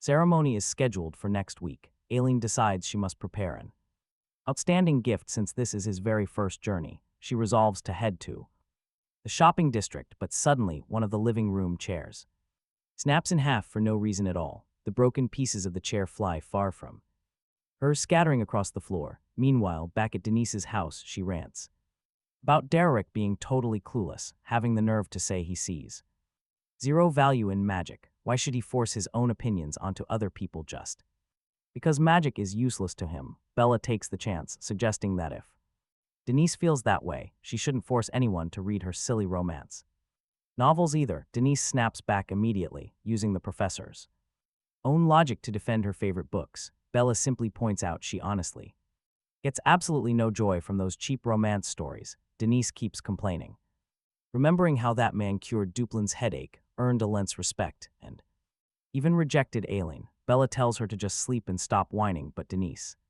demands she listen. If she fails to make any real progress, even with such an incredibly famous teacher, everyone will brand her a total failure. She can't even fire him using her authority, not when her sole goal in life is to just lie down and read in peace. Bella warns her that if she fires Dererick, the allowance she uses for her romance novels gets Cut off, Denise instantly falls dead silent, slowly processing that brutal threat. Moments later, she starts tossing and turning in bed, utterly consumed by frustration. Blanket over her head, total denial, she just can't accept this. Mess, is any of this real, or is it all a nightmare? The night before, while Dererick was still talking with Dressed, the old man shared some crucial advice, noting that it would be incredibly smart to stay on good terms with the three great noble families. However, he made it clear that Dererick does not need to pledge absolute loyalty to any single side. The secret is walking the fine line between the three houses, keeping them on edge. It is his only shield, his only path to safety. Dererick listens in silence, taking in every word. All in, the next day, Denise decides to just ignore her problems and spends the entire day sleeping in her room, but then Dererick suddenly bursts inside, loudly banging on pots and pans. Denise jolts awake in a panic. Screaming, she demands to know what the hell this noise is, asking if he has completely lost his mind. Dererick calmly points out the sun is already high, and since she refused to wake up, he had to take drastic measures. She snaps that this is no excuse, yelling that she is still in her pajamas. He shrugs, saying he already noticed, and orders her to get changed in 5 minutes. With that, he turns on his heel, leaving the girl completely stunned in her room. She is left completely shocked by his sheer audacity. Once outside, she chases after him, yelling that there is a limit to being rude. Everyone knows that weekends are meant for resting. Dererick actually agrees, stating that no one should overwork themselves on days off. Confused, she asks why he is causing all this chaos so early, but he explains this is about maintaining a basic daily routine. If she is part of the great trio of the Rosa Salon, keeping up basic discipline even on days off is only natural. Denise fires back that he is just making up his own rules, making it crystal clear she does not agree with any of it, but Dererick completely ignores her, simply shoving a piece of paper right in her face. Denise quickly skims the document as he look at this, an official contract signed by Grand Duke Veltus himself. He is her boss now. The Grand Duke handed over all training authority. Since everything goes to him, the news leaves her absolutely terrified. She protests she never heard of this, but he ignores her completely. He maps out her day, first a quick breakfast, then an evaluation. They will test her search magic. Next, she relearns elemental combat. Every battle spell from scratch, then comes brutal afternoon physical training. Finally, late-night mana control. She complains instantly, recalling his promises. He literally promised no overdoing things on the weekend, but Dererick replies that they are not. Maintaining absolute basics is already tough. It is brutal. Right now, she realizes something with absolute certainty. This trainer is a complete lunatic, and honestly, who can blame her? Nearby, Bella hangs laundry. Suddenly, a massive, noisy racket comes rushing over. It is Denise. She is running for her life, chasing after Dererick. She begs for help when she spots Bella. The maid just smiles. She is highly amused by her pain. Denise only cries harder now. Exhaustion sets in. By afternoon, she is buried under complex books. Dererick continues drilling her on pretty advanced, complicated concepts. As night falls, they are outrunning yet again. She collapses. She vents in pure anger. May that idiot mercenary rot in hell. Bella points out that it is not quite clear who goes there. But Denise fires back. Her friend has changed since meeting that man. She complains that Bella is now just like him, cold and heartless. No feelings left, but honestly, Bella has a pretty good point here. She warns her that without being tough, you lose your life. Denise then complains that the guy was far too clever for them. He signed a deal directly with her father, making firing him impossible. So Bella suggests talking to the Grand Duke. Denise instantly stands up. She will call Dererick lazy, demanding her friend back her up. Bella refuses on the spot. Denise glares with a completely cold stare. The maid explains that is impossible. After all, she brought him in. Dererick was her choice, and now every other family wants him. Everyone wants to hire him. The girl is forced to admit it. Her father might overlook some things, but never a stain on honor. The family honor is everything. Later, Denise steps out of the bath. Wrapped in a towel, she heads to her room, celebrating some quiet time. She wants to read. Suddenly, Dererick appears and asks her a question. Is she heading out? Startled, Denise asks why he is still here. He should have left. She calls him a complete training addict. But our hero replies that overdoing exercises gets him absolutely nothing. He only stopped by to leave tomorrow's schedule. The next day arrives. Denise wakes up completely wrecked. It feels like 3 years of torture. But Bella corrects her. It has actually only been 3 short days. Only 3 days. Bella reminds her of her appointment at the Rosa Salon. Since there is no training today, Denise decides to hurry and escape. Before that lunatic shows up again, right on cue, Dererick appears out of nowhere. He asks if she rested well, terrifying the poor girl. He announces that today's schedule consists of theory lessons and basic physical conditioning. But she puts her foot down, refusing to train today because of an important social commitment she cannot miss. Dererick completely surprises her by saying he already knew that, so he will wait. The trainer even tells her not to rush, take all the time she needs. Denise grows pensive. It is strange that such a ruthless guy is making things easy for her. She knows he realized she's only going to this gathering to escape training and waste time. Even so, she thinks these annoying commitments actually come in handy once in a while. Meanwhile, Dererick remains standing there, maintaining his usual cold expression. Later, on the way back, Denise is completely exhausted. Bella comments that her lady was full of energy during the meeting, but now looks like she is being dragged to her death. And Denise completely agrees. After all, she knows very well that Dererick is waiting for her at home. That is when a wild idea suddenly hits her. Denise begins to concentrate magic in her hand, and a startled Bella asks what she is trying to do. Honestly, you cannot make this up. She wants to flip their carriage and fake an accident just to escape training. Bella lets out a deep sigh of despair at how far her lady's madness goes. She grabs her tightly to stop her from doing something so reckless. The moment they arrive home, they run straight into Dererick talking to a farmer. Denise is completely baffled, wondering what on earth is going on. She finds it incredibly bizarre to see him chatting so warmly with the man, but Dererick quickly notices her standing right behind him. He turns around and tells her that since she is back, she should go straight to the study because tonight she is studying theory alone. Denise is taken aback by his sudden reaction. She even thanks him for the break, glad he won't be breathing down her neck today, but she still finds his behavior highly suspicious. Afterward, she keeps watch on him through the window, trying to figure out what he is up to. She sees him training hard alongside one of the knights. Later, he even shows up helping the cook, and then he appears watering the garden plants alongside the maids. Denise mutters that this is all highly suspect and that something is definitely off. Bella asks what she means, and Denise explains that Dererick has been talking to the staff far too much lately. She admits she doesn't know what he is plotting, but she is absolutely sure Bella would never fall for his act because she is loyal to her. Bella immediately agrees and tells her not to worry because she loves being by her side more than anything else. Yet the very next day, Bella is already staring at the young man, completely spellbound.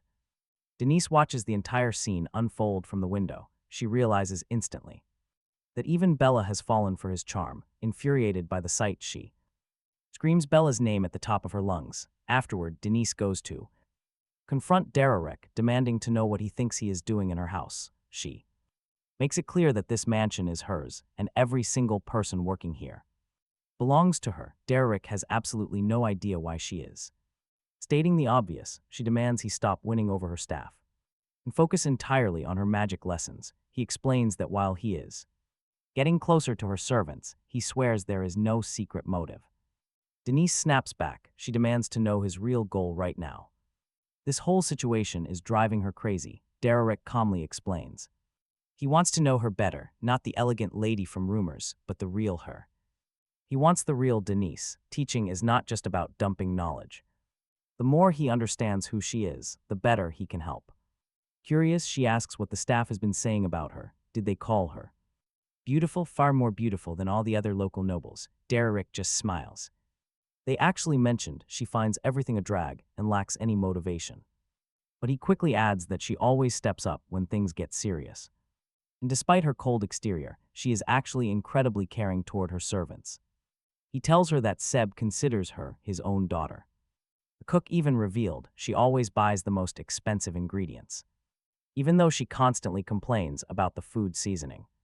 The knights shared that when they fell ill, she bought medicine and Bella revealed that Denise personally took care of her when she was sick. She almost died of cuteness, seeing her mistress sleeping right beside her in bed. Hearing this, Denise is deeply moved, realizing how much they all love her. Embarrassed, she deflects. She claims they are only being polite. She was just doing her job, after all. But he does not stop there. Trust me, he has got one more secret. He reveals he heard rumors of her being a highly talented writer. Startled, she feigns ignorance, demanding to know what he means. He knows she is currently writing a novel titled The Arrogant Sir Roan. In fact, he confesses he actually really enjoyed reading it. She panics. How did he get his hands on her book? He even reviews it, saying he related to Tracy's past, though he did find the character Roan a bit too exaggerated. Subtle romance is fine, but dedicating 7 whole pages to describing the character's wild masculinity is just way too much. Mortified, she lets out a loud shriek and bolts from the room. He watches her run. No lies here, he really wanted to know his student. A faint smile plays on his lips as she runs off. In the end, this also serves as a way to understand her strengths. The next day, he runs into her and offers a morning greeting. He asks if she stayed up all night writing again, urging her to sleep.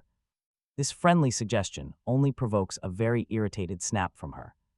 He calmly points out the very book she is writing, adding that the balcony scene in Volume 9 was quite a surprise. Desperate to escape this living nightmare, she rushes off to practice magic. He just smiles, satisfied his plan to provoke her worked.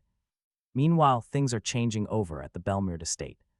It has already been about 10 days since Alent's friend hired that magic instructor. She asks how things are going, wondering if she's adjusted.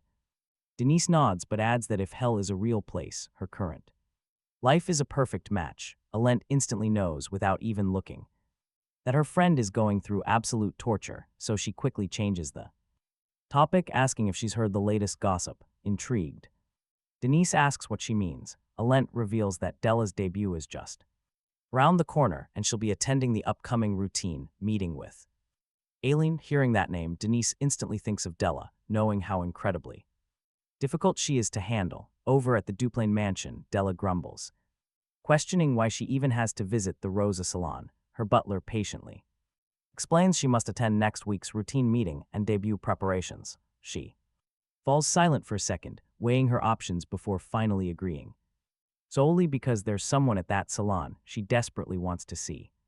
During their meeting, Della tells Aileen she still hates the idea of joining the Rosa salon, scoffing that aside from the two of them, everyone else there is completely worthless. Aileen instantly disagrees, countering that many members are actually highly cultured and incredibly charming. Della stares up at the sky, pondering those words before admitting she was curious about life outside her mansion, but social circles never interested her. Since everyone there only speaks falsehoods to please others, Aileen looks down at her sister lying on the bed, calling her name. She tells her to count her blessings, because the Duplain name guarantees easy entry into high society, whereas things are entirely different for those without status. For them, that social scene is a once-in-a-lifetime opportunity.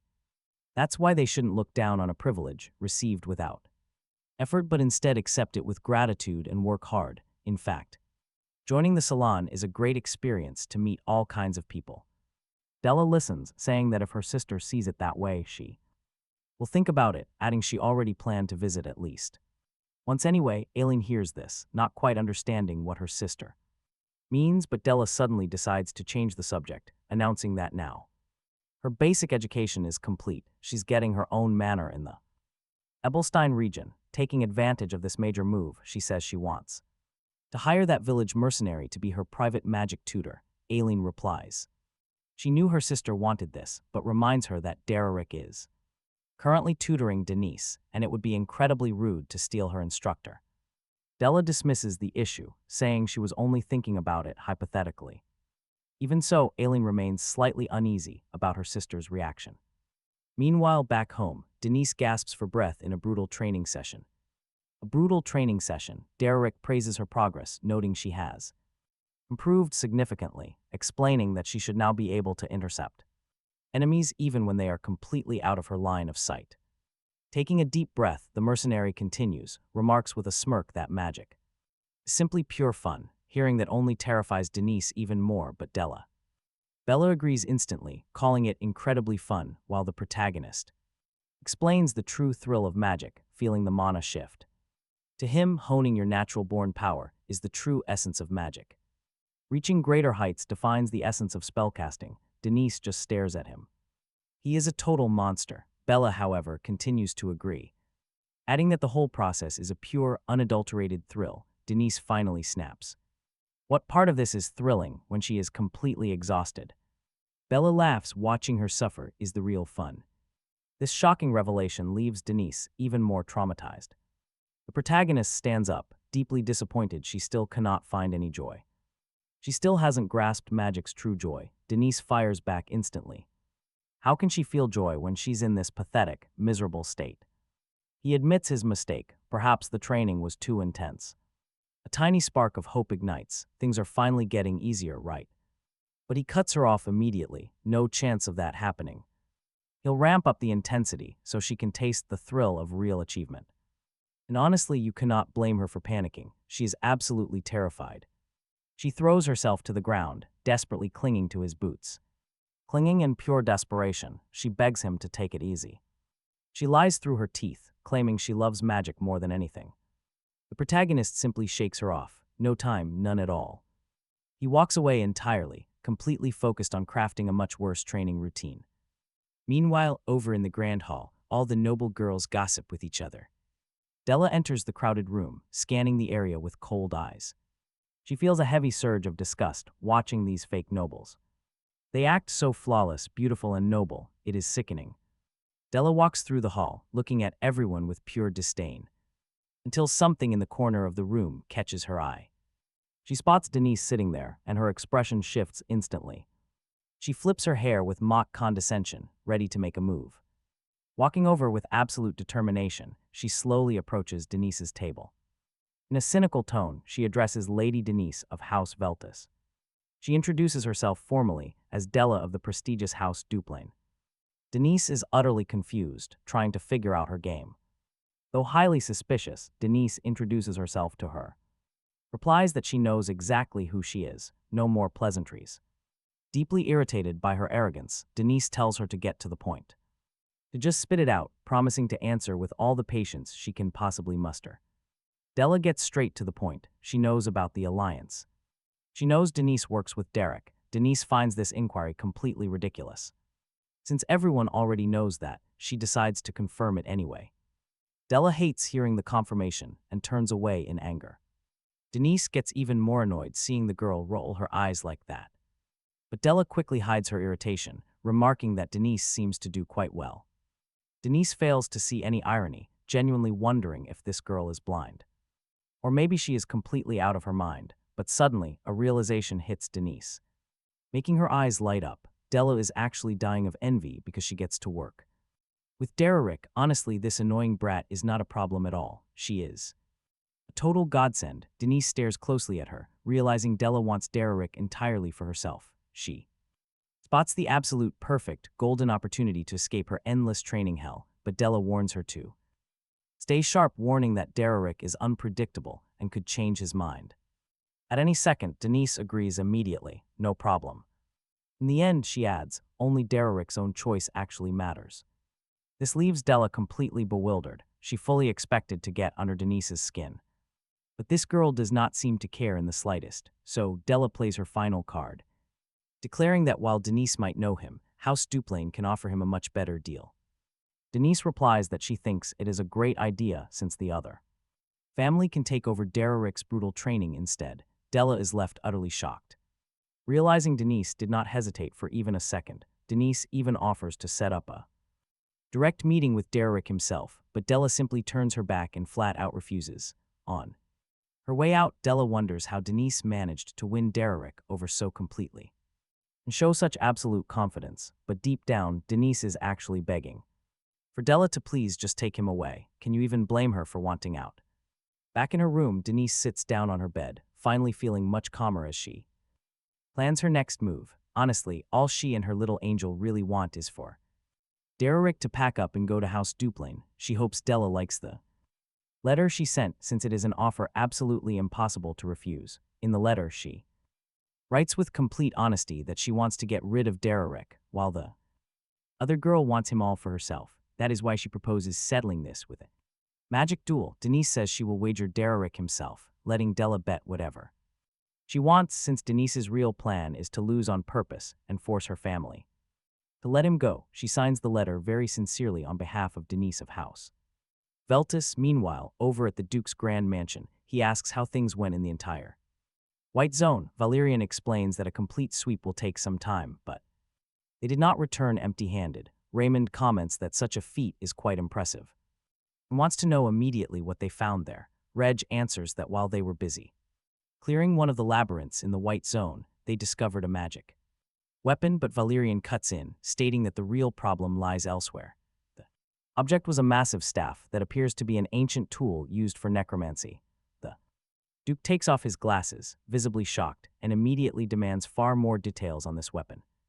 On the matter, that night as heavy rain pours outside, Denise curls up in bed and clutches her blanket. She weeps softly, begging Dererick to go easy on her, crying out that she has finally reached her absolute limit. She complains that she now has absolutely no mana left. The girl screams with every ounce of her strength from the sheer agony, begging that absolute psychopath to stop this training once and for all. In that exact instant, she wakes up and realizes it was just a horrific nightmare. She sits up in bed confused, wondering why that dream about training with Dererick felt so incredibly real. She asks why Bella did not wake her up, but her maid replies that she decided to let her sleep in because she looked completely utterly exhausted. Denise instantly panics, crying out that the demon Dererick will destroy. She braces for a lecture, but Bella tells her to calm down. Dererick requested an urgent day off because his captain got badly hurt. Denise freezes. This sudden news catches her completely off guard. Quickly playing it cool, she walks back to her room, skipping breakfast today. She steps inside her bedroom and slams the heavy wooden door shut. Alone, she stands completely still, letting the reality sink in. Then she starts jumping for pure, absolute joy, screaming that she is finally free. Finally free from that monster, even if it is only for one day. And honestly, it has been a very long time since she last felt like this. This quiet comfort is perfect. What should she do first? A massive pile of novels is waiting in the study, but focusing right now is impossible. Since she is barely awake, writing seems like a much more peaceful choice. Meanwhile, Dererick steps into the local bar. The air is incredibly grim. None of his usual friends are around to greet him, making him sense immediate trouble.